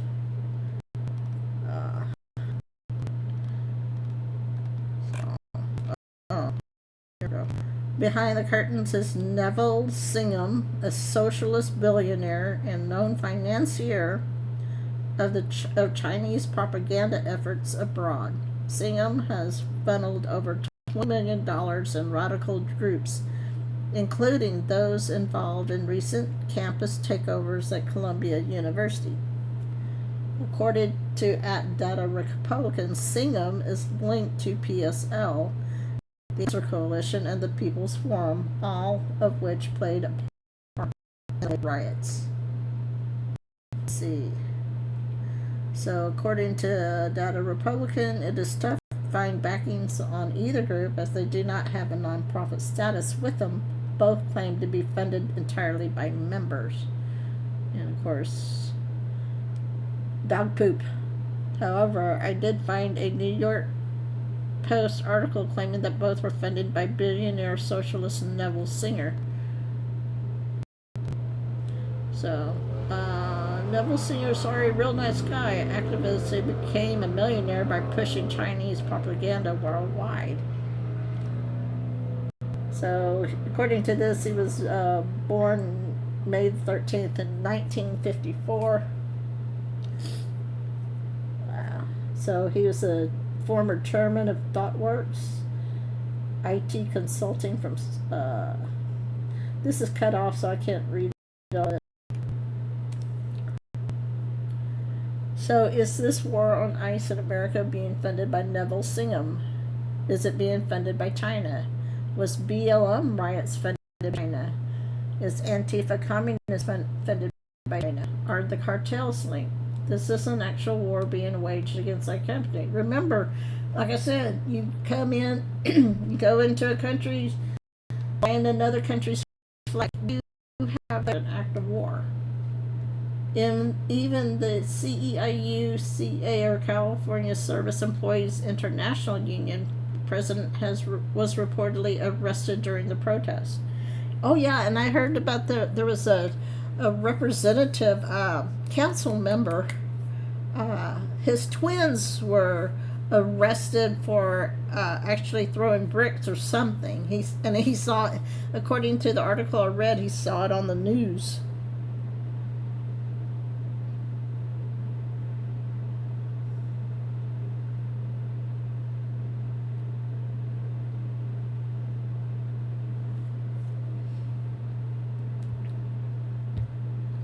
So, meanwhile, groups like the Million Voters Project were caught amplifying the demonstrations online. MVP, while privately related, is closely tied to the broader democracy agenda of the left. So, according to Data Republican, Singham also financed the People's Forum, giving it over $20 million. All three Singham finance organizations were also heavily involved in Colombia protests. So this is not his first rodeo. The CEIU California president got arrested. I researched CEIU's financials, but they are mostly dues backed. So a local union leader was hospitalized during a confrontation in response to immigration raids in downtown Los Angeles Friday. David Huerta, president of the Service Employees International Union California, was injured during his arrest. According to Representative Gil Cisneros, Huerta was also tased.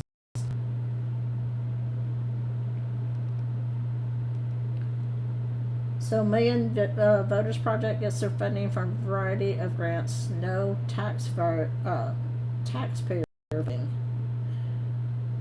Let's see, general support of Proposition 15, so the communities first, or schools and communities first. Yes on quality schools. The Heising-Simons Action Fund. 1630 Fund, which is the civil rights. Okay.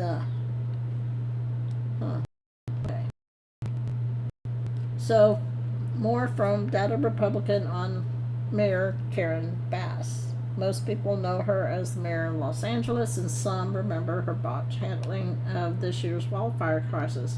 But there's a lot more beneath the surface, so let's begin. Karen Bass once served as vice chair of the National Endowment for Democracy, or NED, a U.S. government-funded NGO notorious for meddling in foreign governments under the banner of promoting democracy. Of course, we know what democracy is.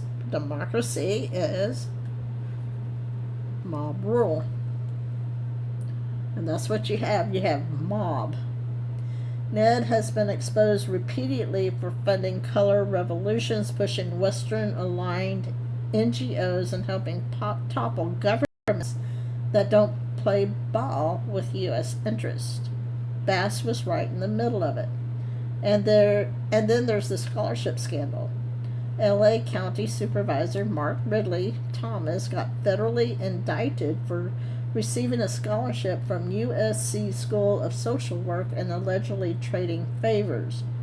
Bass She received the exact same scholarship, but no charges, not even a arrest. So why the double standard? When you're part of the machine, when you've got DC connections, NGO backing and ties to the Intel adjacent nonprofit world, you get protection. She's not a DEI figurehead, she's in the system. This thread will walk through her career, her quiet rise through soft-powered institutions, and how she became a key player in the globalist. So, again, according to Data Republican thread, who really is Karen Bass? Alright, well. So here's Karen Bass. So she was actually this has been cut off, so I can't, but she was a member of the House of Representatives. Okay, so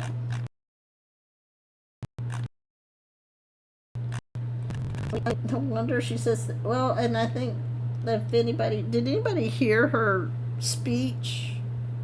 Has anybody heard any of her speeches saying, I don't know why Donald Trump is doing these things? You're like, you're lying through your teeth, lady. Or supporting President Trump, that they were going to, basically they were going to help, they were going to work with ICE and, the government. So Greg Abbott has made an update. He is also, he's sending out troops to like San Antonio, Houston, Austin to keep the riot, these globalists in check. So, but he also said, I am signing a law. So he signed it. It's not a mandate. It's a law that bans taxpayer dollars from being used to bail criminals out of jail, including those arrested for protesting, including banning NGO money that is taxpayers' dollars. So, and I guess this is in response to an illegal alien defense fund. So Harris County, Texas, which is Houston, established a multi-million-dollar illegal alien defense fund. So how much you want to be, I was going to say, the NGOs, so they're using tax dollars. So here's the headline. So I couldn't get I couldn't find this scorecard, but if anybody wants to. So according to the headline, Harris County taxpayers pay millions to defend illegal aliens from deportation.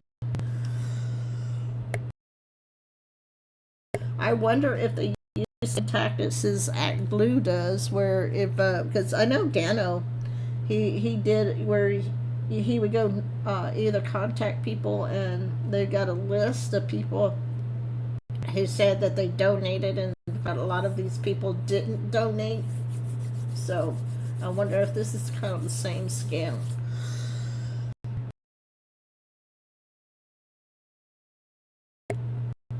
So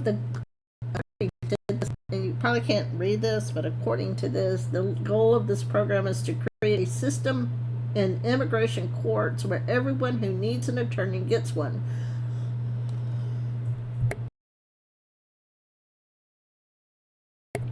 Regardless or the person's criminal record. Isn't that interesting?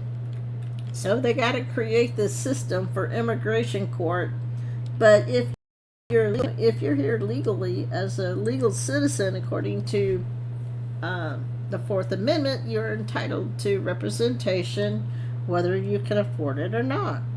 So that's the reason why we have court-appointed attorneys, which unfortunately, in many cases, these court-appointed attorneys doing what their bosses tell them. So I wanted to keep that as far as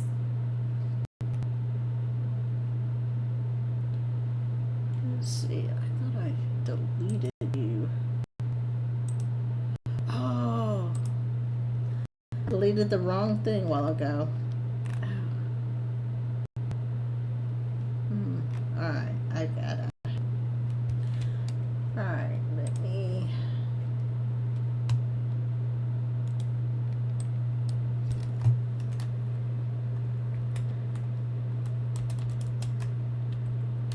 You know, nobody is talking about... I don't understand how she...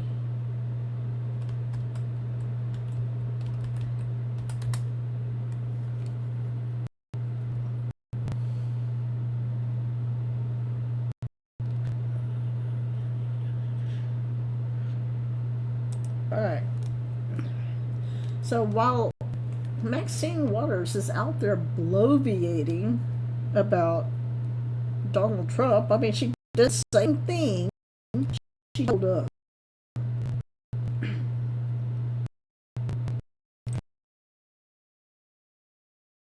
So she's like, Donald Trump. So here is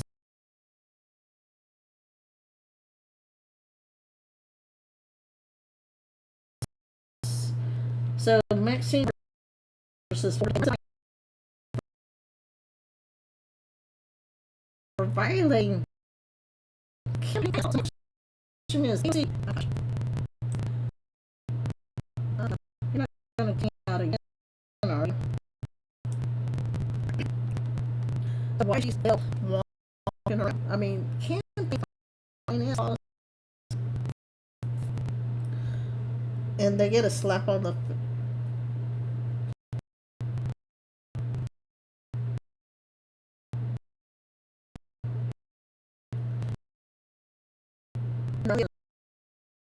Slap on the.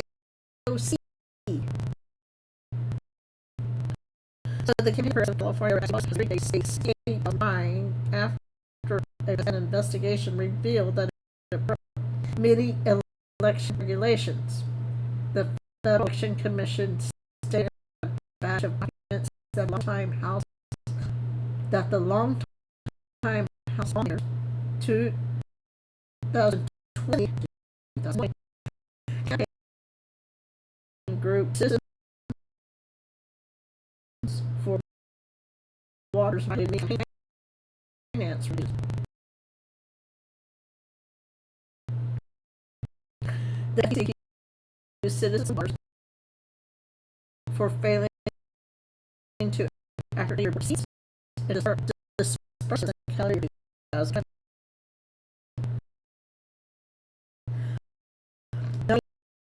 Only accepting excessive contributions and making prohibit cash distributions. One of them appears to be a legally binding agreement that allows parties to avoid court. Washington may agree to pay the civil fine as well as its treasurers to a commission training program for political committees within 1 year of the effective date of this agreement. So, in other words, she's got plausible deniability. So I guess that's the right question. Someone does submit evidence of the road registration and subject to the commission the document said. According to the inquiry, citizens were inappropriate campaign contributions for 7 persons totaling $19,000 in 2019 and 2020. Even though maximum allowed individual contributions is only $2,800. Oh gosh, that's almost 9. You see, that's almost 9 times what they're allowed. That's like 9.5 times allowed. The committee uploaded those excessive donations, albeit in untimely fashion. The Waters Campaign Committee also made 4 prohibited cash disbursements that reach in excess of $100, totaling $7,000. The FEC said. The campaign committee contends that it retained legal counsel to to the treasurer implemented procedures to enact the disbursements to ensure that the disbursements comply with the requirements of the Act. The Lonnie Beaver Citizens for Water Attorney wrote the FEC letter claiming that the campaign financing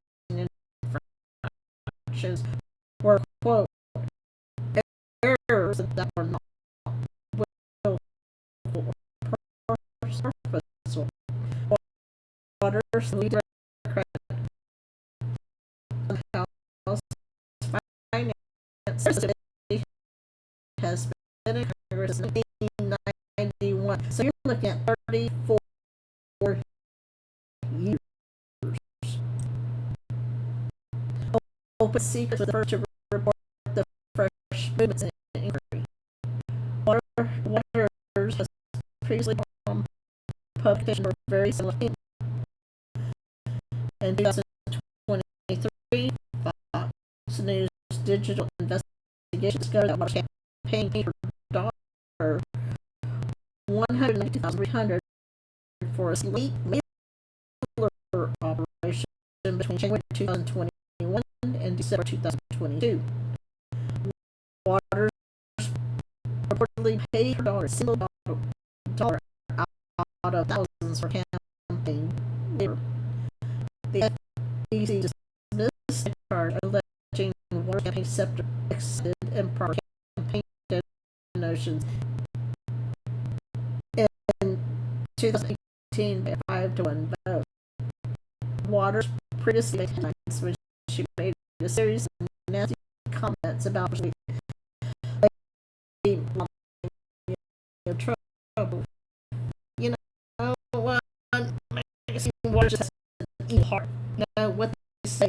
What spews out of your house? What spews out of your mouth is a reflection of what's in your heart. Waters called on President Donald Trump to investigate and potentially report her speech. Called on President Donald Trump to investigate it and potentially deport First Lady Melania during the anti-Doge protest in Los Angeles last weekend. That's the reason why all these people are saying that Elon must be deported. President Donald Trump and First Lady Melania need to be deported. That's where they got this stupid from. She is a U.S. citizen. She got her citizenship.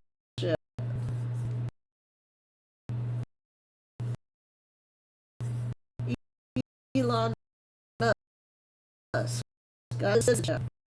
So they are citizens, unlike a lot of these protesters, quote unquote.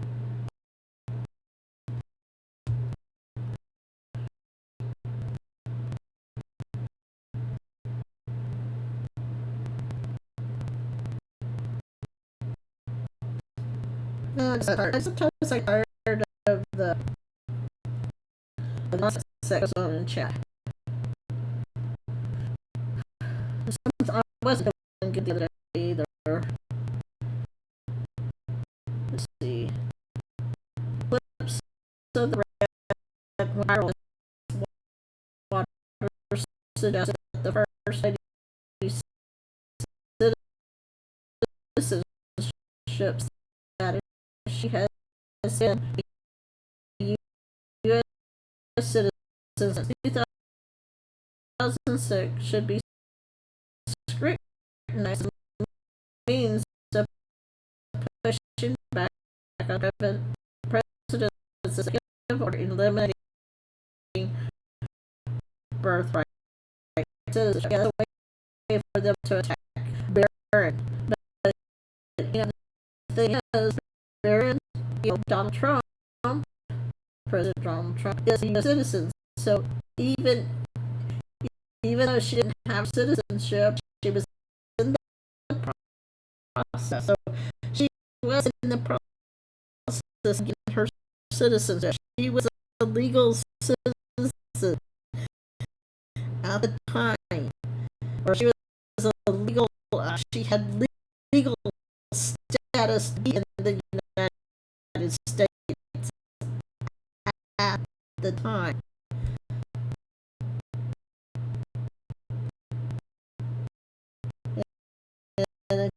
And this is quoting her, I'm sure.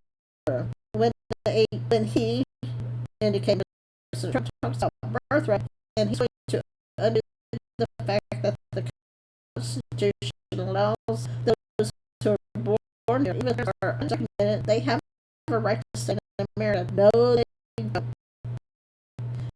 If he was looking so closely to find us who were born here, and the parents were undocumented, maybe a person like that.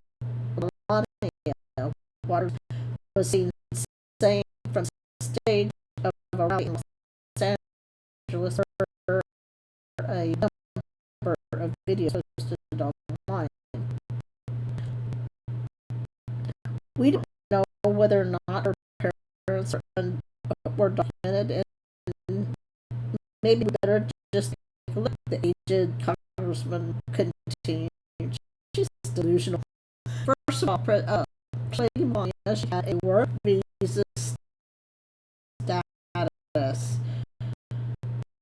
Prior to that, she erupted in outrage and screeched like this, screeched her disapproval of us because they're taking the money away from her. They're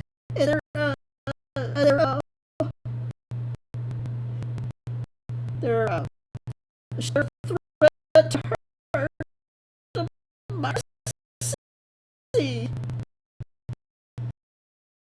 So prior to that, she erupted in outrage and screeched her disapproval of Trump and local Elon Musk at an event in Washington, D.C. A rally held by Democratic lawmakers protesting Musk and access to information at the Treasury Department. Waters accused him of overstepping his boundaries with a consent of voters during his speech. Well, guess what? You weren't voted in either. You were placed in there.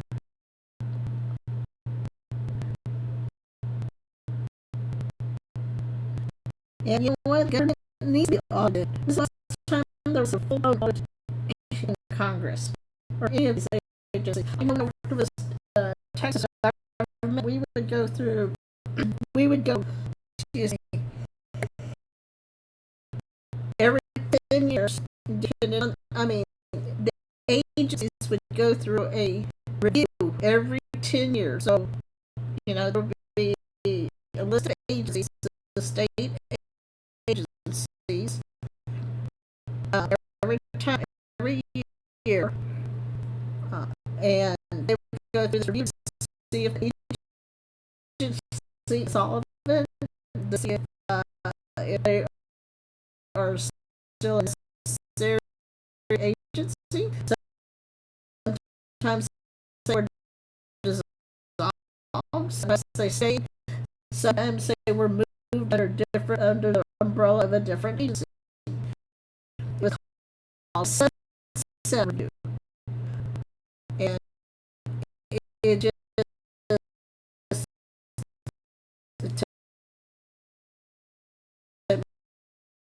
to see if, to see if there was waste. When's the last time we've had a full-blown audit?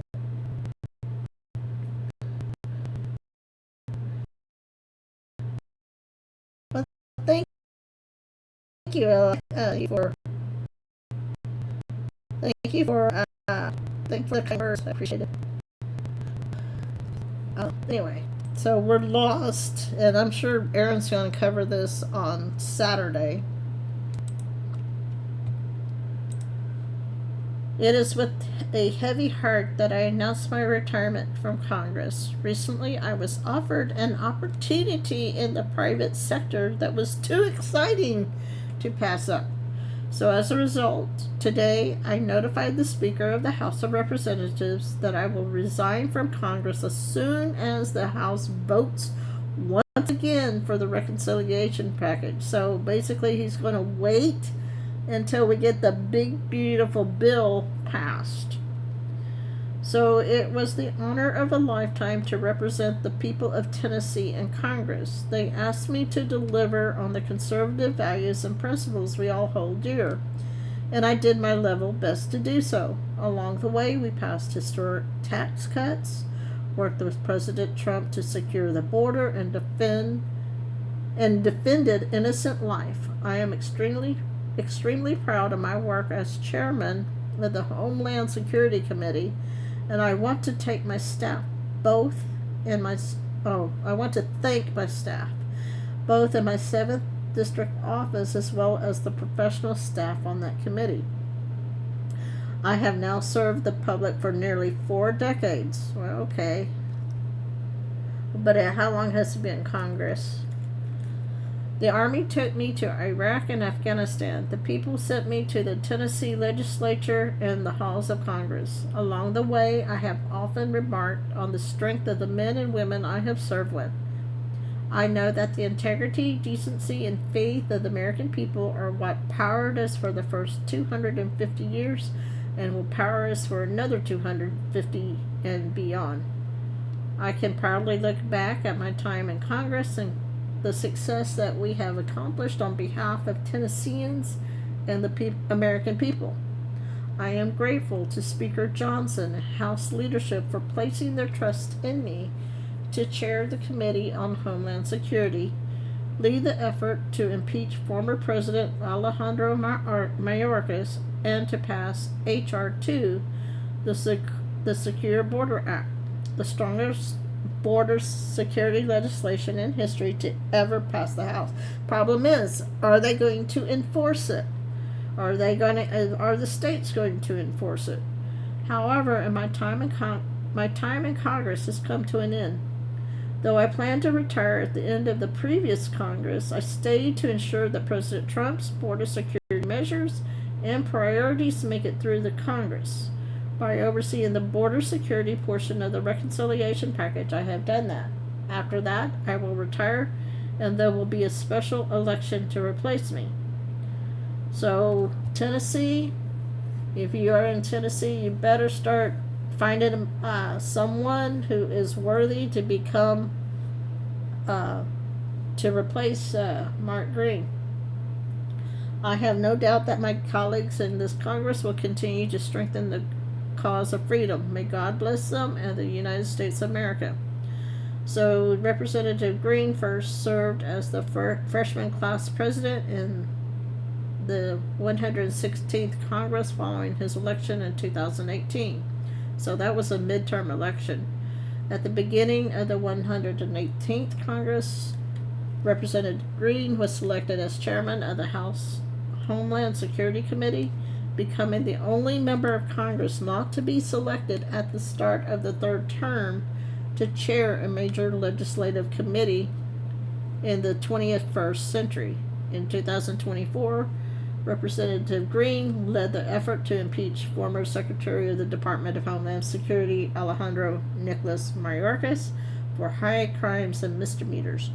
On February 13, 2024, the House of Representatives successfully impeached Secretary Mayorkas. So, Representative Green introduces his first bill to Congress, the Protect Gold Star Spouses Act, alongside former Representative Tulsi Gabbard, to allow Coast Guard Gold Star spouses to continue receiving stipends via the Survivor Benefits Plan. Because, I found out something else. I didn't realize Coast Guard really is not military per se. They don't fall under the Department of Defense. They actually fall under Homeland Security. So it's almost like it's in a way, I don't know if I could find a good, I don't really know if I could find a good comparison.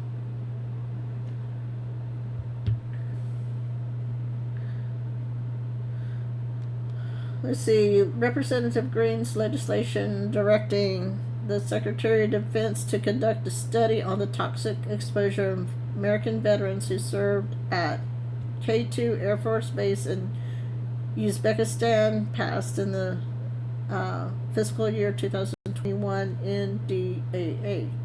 So Representative Green requests for a waiver for the requirements of the Individuals with Disabilities Education Act, or IDEA, was included in the Senate's virus relief legislation. He sent a letter to Senators McConnell and Schumer urging the Senate to give school districts more time to implement proper protocols given the extraordinary circumstances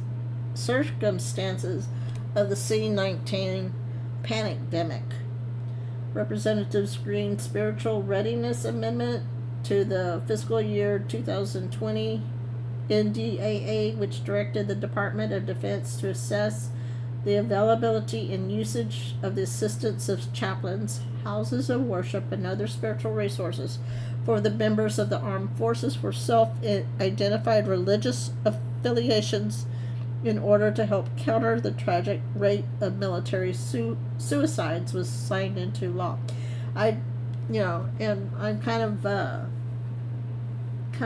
of firsthand, chaplains are there to protect the military. So Representative Green's Unifying DHS Intelligence Enterprise Act was passed by the House of Representatives.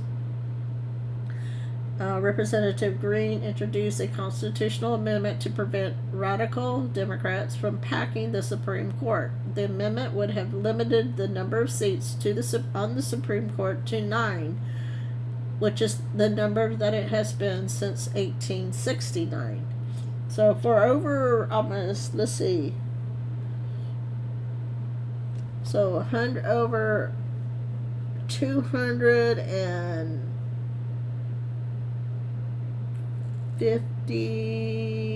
56 years.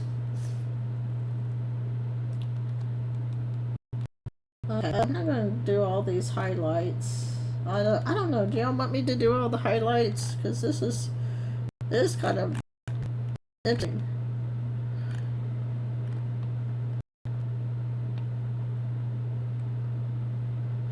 I can't remember. He's going to some schooling. He's going to go. I think, if I remember correctly, I saw something about him going to a school of some sort, which they seem to always go to a school. So I don't know.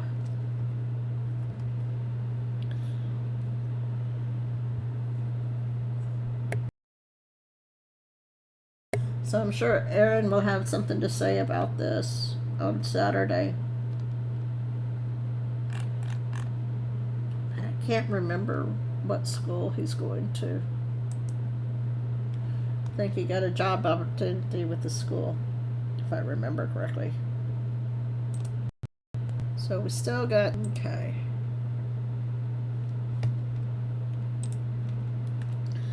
So Texas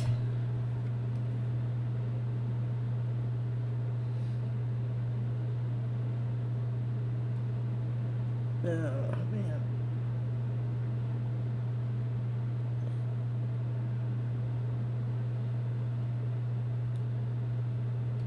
Texas lawmakers voted to mandate, oh gosh.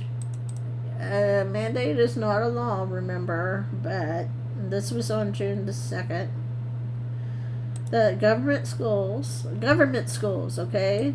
So I'm sure schools, that does not mean private schools, that does not mean like schools that are part of a church, does not mean charter schools. Some charter schools may do that anyway. So but it's the federal, I'm assuming it's federal funded schools, display a copy of the Ten Commandments for students, sparking praise for many Jews, Christians, and advocates for transcendent moral truth, but howls of rage and threats of lawsuits from leftists, secularists, and pagans.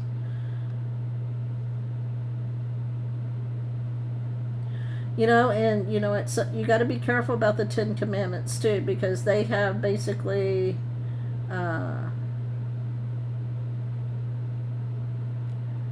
you need to go back and they need to look and make sure that they're not combining the Ten Commandments, some of the Ten Commandments. So the bill known as SB, which would be Senate Bill 10, was adopted by an overwhelming margin this week, with 82 in favor and 46 against. Democrats sought to add amendments forcing the including of texts from Islamic and pagan traditions, but those efforts fell short in the GOP-controlled legislature. This is probably one of the few things that the legislature actually did GOP-wise, conservative-wise, because we know that the Texas legislature has basically been sold out to the Democrats. Night the Landrys. I do not know if I will show my video. I could. I thought about it. I might. I'll have to get it up. If I have time. Let's see. Nothing is more deep-rooted in the fabric of our American tradition of education than the Ten Commandments, explained Texas Representative Candy Noble, a Republican from Lucas, who sponsored the legislation in the Texas House. The very way we treat others in our society come from the principles found in the Ten Commandments. But if you think about it, in the, Islamic, if you follow, if what they say that Islam is an offshoot of Christianity in the Quran, it comes from the Bible, then the Ten Commandments shouldn't be a problem. Representative Noble also cited some of the moral principles enshrined in the Decalogue and called for a restoration of these timeless principles. In these days of courtroom mayhem, it's time to return to the truths, to the fabric of our educational system, she said. Respect authority, respect others, don't steal, tell the truth, don't kill, keep your word. And do not lie. That's another one. Do not lie, do not bear false witness, do not want what other people have.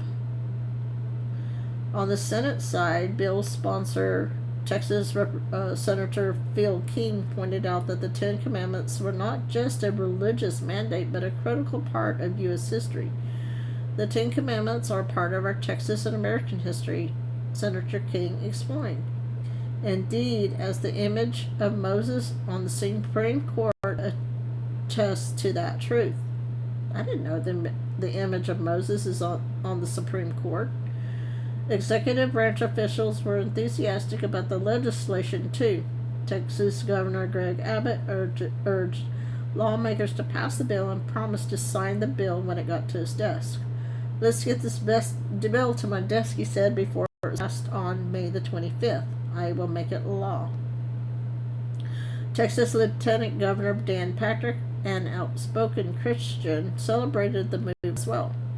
By placing the Ten Commandments in our public school classrooms, we ensure our students receive the same foundational moral compass as our state and country's forefathers, he said, highlighting the divine commandments' foundational role. Democrats, by contrast, were furious over the legislation.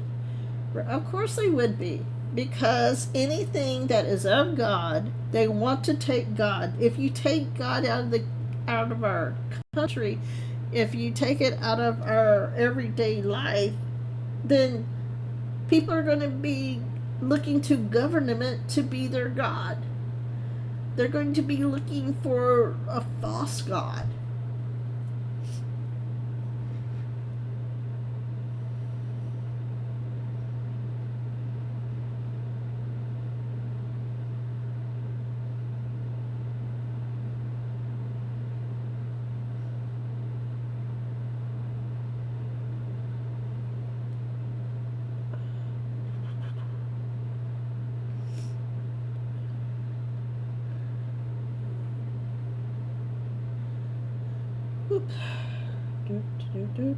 Uh-oh.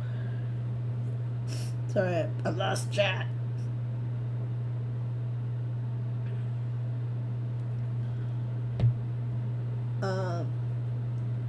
So Representative Vicki Goodwin, a far-left Democrat from Austin, of course be from Austin, argued that the commandments teaching children not to lie, steal, murder, commit adultery, covet, or worship idols was somehow trampling over the freedom of religion. Meanwhile, State Representative Vincent Peters, an El Paso Democrat, claimed post-religious text without context doesn't teach history. Instead, he said it would risk promoting one religion over others, something our Constitution forbids. Of course, neither the U.S. Constitution nor the Texas Constitution forbid the Ten Commandments. The commandments were not expelled from government schools until the 1980s. In reality, both constitutions were literally based on the Ten Commandments and the Bible.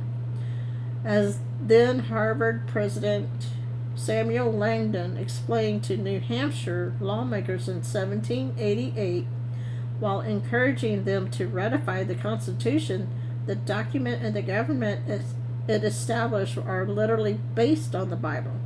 This was common knowledge for centuries in America until a deliberate campaign to hide the truth. Don't forget, I mean, many of our forefathers were actually preachers, and they weren't just, there were also some lawyers, but there were preachers in the foundation of the commandments. I mean, the foundation of the Constitution, the Bill of Rights, the Declaration of Independence. And so this was another leftist lawmaker, Texas representative and former government school teacher, James Tallarico, a Democrat from Austin, acknowledged that there is indeed a spiritual crisis in our world that must be addressed. However, he said, this bill is not the way to address it. There is no the separation of church and state doesn't just protect the state, it also protects the church. There is no separation of church and state. This First Amendment was to keep the government out of the state, out of your church. Because if you go back to the history, the monarchy was set in such a way that whatever religion the monarch of England followed, whether it be Roman Catholic, whether a Protestant religion, that was the religion that the whole country had to follow. And I mean, you know, you can look at King Henry I think it was King Henry the VIII, or was it King Henry the VI, and Samuel Becket. Maybe it was King Henry the VIII, because Samuel Becket was the one. No, King Henry the VIII didn't like what Samuel Becket had to say about his divorcing all those women. It was not immediately clear how teaching children eternal moral truths from their Creator would threaten the church and or the state. That language came from a letter by Thomas Jefferson to a Baptist association, and was a promise that the federal government would not seek to interfere with in their religious affairs, even though many states at that time had established churches. Here's something else to consider. When they talk about religions, who determines what is a religious? You know, for the 501c3, the tax exempt status, what I mean, we know that Islam is not a religion. They make it, they want you to think it's a religion so they can get those, take your money, take your taxpayer money. They want you to think it's a religion. It's not a religion. It's a ideology. So who determines what is a religion? So other opponents of the measure argue that government schools should not be teaching moral truths. Oh, what? Government schools should not be teaching moral truths. You know why? Because government is corrupt. That's probably what it boils down to. These people are corrupt, and we know it. I know. I want to teach my, where are you going to get your morality? Texas State Teachers Association spokesman Clay Robinson, for instance, was quoted in media reports that arguing that public schools are not supposed to be Sunday school. When I was growing up in the 70s, we had the Pledge of Allegiance. We did the Texas Pledge of Allegiance. I don't remember if we had the Ten Commandments, but I'm sure, we had devotionals, we had prayer. And it was always a generic prayer. It wasn't any, but it did recognize God, usually the teacher was the one that wrote out the prayer and the devotional and things. The students didn't have to. We had a thought for the day. Actually, it was a way to get our day started on the right foot. Ironically, one of the close allies of John Dewey, widely regarded as the founding father of America's government education system, understood that as well. Charles Potter, a co-signer of Dewey's Humanist Manifesto, boasted in his book, Humanism, a New Religion. What can theistic Sunday school meeting for an hour once a week do to stem the tide of 5-day program of humanistic teaching?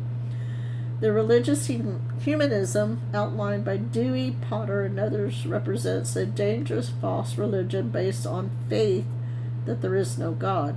It is completely incompatible not just with Christianity, but with the self-evident truths, and that's in quote, enshrined in the Declaration of Independence regarding rights from the Creator and therefore with American values. And yet, as Justice Potter Stewart explained in his famous dissent when the highest court was expelling the Bible and prayer from government schools, this false religion has now been established. Refusal to permit religious exercises thus is seen not as the realization of state neutrality, but rather as the establishment of a religion of secularism, he wrote. You got to remember too, I remember when after they took the prayer out of school, the devotions, but yet I know in Texas, I don't know about other states. I know in Texas, was it in the 90s, between the 90s and the early 2000s, that's when they have, you can't have religion, quote, an organized religion, but you can have a moment of silence for people to do whatever. Right. Kids are going to, really think that kids are going, maybe some kids are, who are going to church, their parents take them to church every Sunday, but what's the possibility that many kids are really going to say a prayer? If, I know, sometimes it helps. I don't know what to always pray for. I don't know always who to pray for. So, of course, your best bet are for most people, I think it's just the Lord's Prayer. Even if you say the Lord's Prayer, at least it's something you're acknowledging who God is. You're acknowledging a coalition of anti-Christian groups, including the Communist Party-inspired ACLU, Americans United for Separation of Church and State, and the freedom of from religion. But that's not what the Constitution says. It says of religion. From Religion Foundation already announced that they will be challenging the measure. I think Oklahoma's trying to do the same thing, and they've got a stay or something. The state, rather than local schools, would pay for the legal battle. The state? So let me get this straight. Okay. So the state is going to pay for the legal battle, which of course will be the taxpayers, according to an amendment to the bill. Lawyers know they are on solid ground. For 200 years, the Texas Commandments were displayed in public buildings and classrooms across America, noted sponsor Texas Senator King. The court has provided a test that considers whether a governmental display of religious content comports with American history and tradition, or America's history and tradition. It is time for Texas to restore the history and tradition of the Ten Commandments in our state and nation. Okay, I don't know. I know back in 2018, Abbott, the Ten Commandments were on the Capitol grounds, and in the middle of the night, the Ten Commandments were removed. I do not know if they were ever brought back to the Capitol grounds, but I do know they were removed.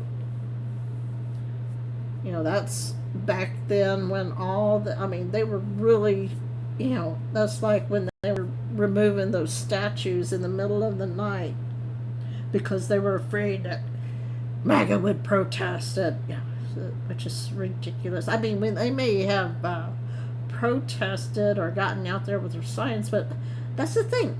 The idea, and oh my gosh, and you talk about these rioters that are out there and everybody just, throws up January 6th. Man, can you not see the difference?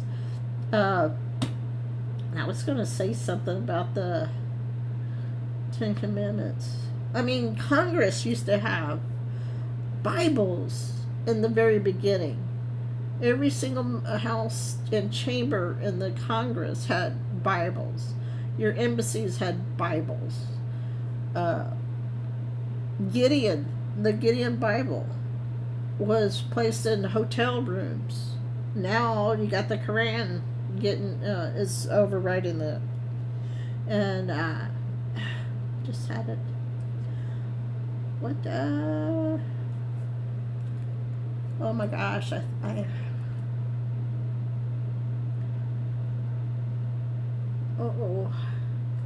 lost my train of thought. The historic Texas legislation reintroducing God's law in schools follows other states, including Arkansas, Oklahoma, Louisiana, and beyond, that are bringing God, the Bible, and the Ten Commandments back into education. Remember when we're told this is what we're seeing now? It's biblical. God is going to manifest himself. God is returning. He's showing himself. At least some of the challenges are expected to go to the Supreme Court, where advocates hope to finally reverse the disastrous 1980 ruling against the Decalogue. In that case, far left Justice William Brennan made an astounding argument. Posting a religious text in the wall serves no such educational function, he said. If the posted copies of the Ten Commandments were to have any effect at all, it would be to introduce the school children to read, meditate upon, perhaps to venerate and obey the commandments. So the law is set to go into force in September 1st. So while restoring Texas commandment or the Ten Commandments' central role in education is a positive development for Texas, it does not remedy the systemic problems with government schools. In fact, the whole system is unbiblical and socialistic in nature. more and more scholars are now arguing that the system itself is unconstitutional too. So it's time for the lawmakers to think bigger. America's future depends on getting right. Amen. And I was going to say something in response to let's see. Oh man, I don't like it when that happens. Because I was talking and I had it and I said, oh yeah.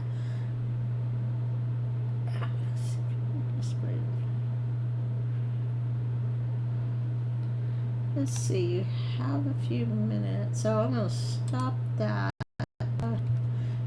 and let's see if I can, real quick, let's see if I can, this is one of my favorites, if I can get it, there we go, alright,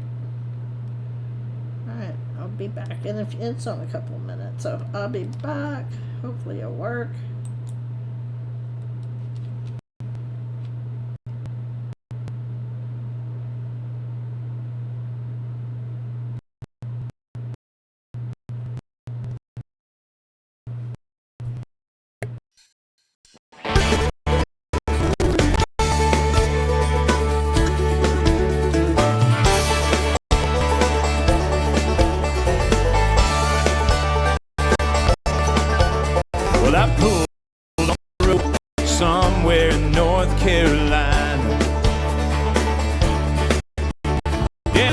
Stuck down on my 64 Coupe de Ville, and rain started falling. I took refuge in a neon-lit diner. 6 cups of coffee is my breakfast, and I'm back on the road. Wherever you are, that's where I should be.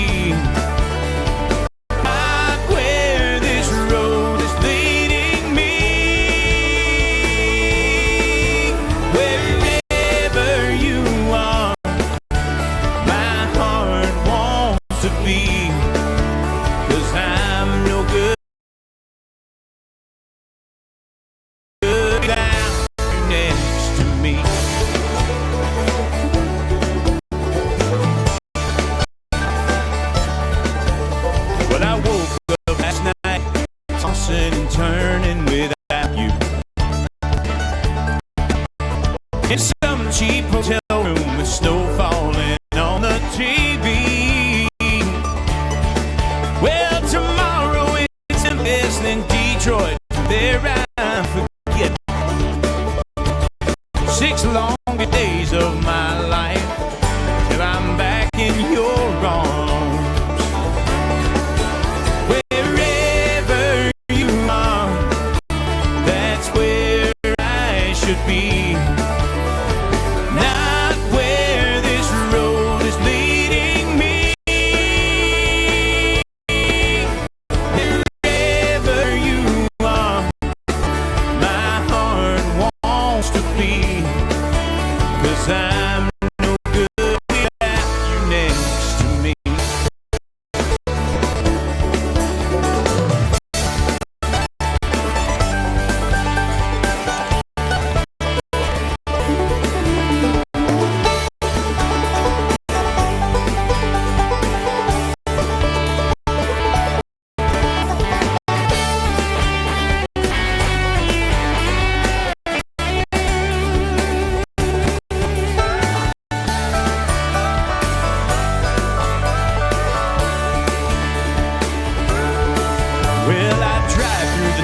Tops down and my coffee's beside me,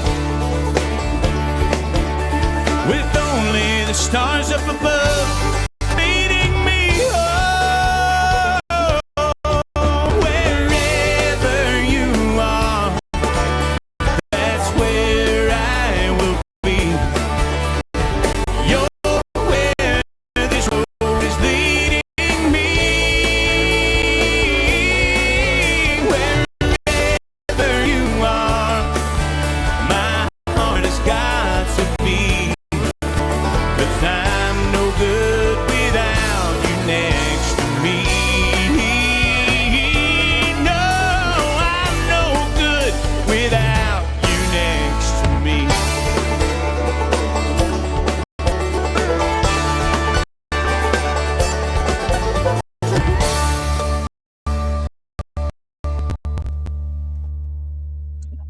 Good too. Did you see where to just put out? No, I didn't pop on it. Uh, so My fellow So is Americans, this the storm is upon us. That's Al Trumple. That's Al Trumple. You guys see that with yes. Donald. You can't see that on El Trumpo. You got to see, the president post that himself. Did That for okay. that to mean anything. Okay, is this a joke or is this a satire or did President Trump actually put that up out there?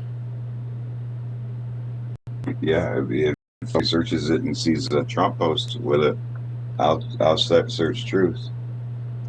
But I haven't heard, nobody's posting it yet. So I'd have seen it somewhere else. I'd have seen it. No, because we're told. I mean, we're told look for The life of the Oops, I'm sorry. I have my. Sorry about that. So was that me doing the trolling galore? Trolling. Okay. Yeah, that would be nice. Maybe he'll say it at the parade or something. I tell you what, I'm ready. I'm ready. Let's. I said the other day. I'm way past ready. Well, I am so ready for shocking. Well, I think we're right up against it right now. I think that's what's happening. Some say that the LA stuff, all what's going on top is to cover up what's going below. So how could we know? I don't know. But that's what some say. I definitely think it's a distraction for something because if you think about it, I mean, it's like someone pointed out, last week Elon Musk was sitting there saying, oh, Trump is on the Epstein files, and all of a sudden you got all these Democrats saying, bring on the Epstein files. The but wife now, said that. Crickets. No, hold on a second. The wife just told me something, and I haven't found it anywhere. She told me that Trump made it so Tesla can't be made here in this country. Did you hear anything about that? Say that again? That Tesla couldn't be made here in this country anymore? Did you hear anything about that? The wife told me, so I don't know how true it is. I don't know where she got it. She just dropped something on me, and I kind of half listened to her, but I haven't seen anything on it. Maybe that's propaganda. That may be something. Let me see. Yeah, I don't know. If she's seen it, it was on Facebook or something. You know how that goes. Got her. You know how rumors go. They start off with this nonsense, and then. Yeah, the only thing is sometimes she's right. Well, and it may take a day or two for the it may take a day or two for the truth to come out. Let's see. Well, interesting enough, I mean, Tesla is assembled in Fremont, California. So maybe. I don't know. Maybe it has something to do with that. Who knows? I don't have no idea. I just heard something. There's all sorts of things. Ziap is saying no, that is not a thing. Then all EVs are. Yeah, I'm reading. No. Well, that's like. Yeah, I don't know. That's like one of the.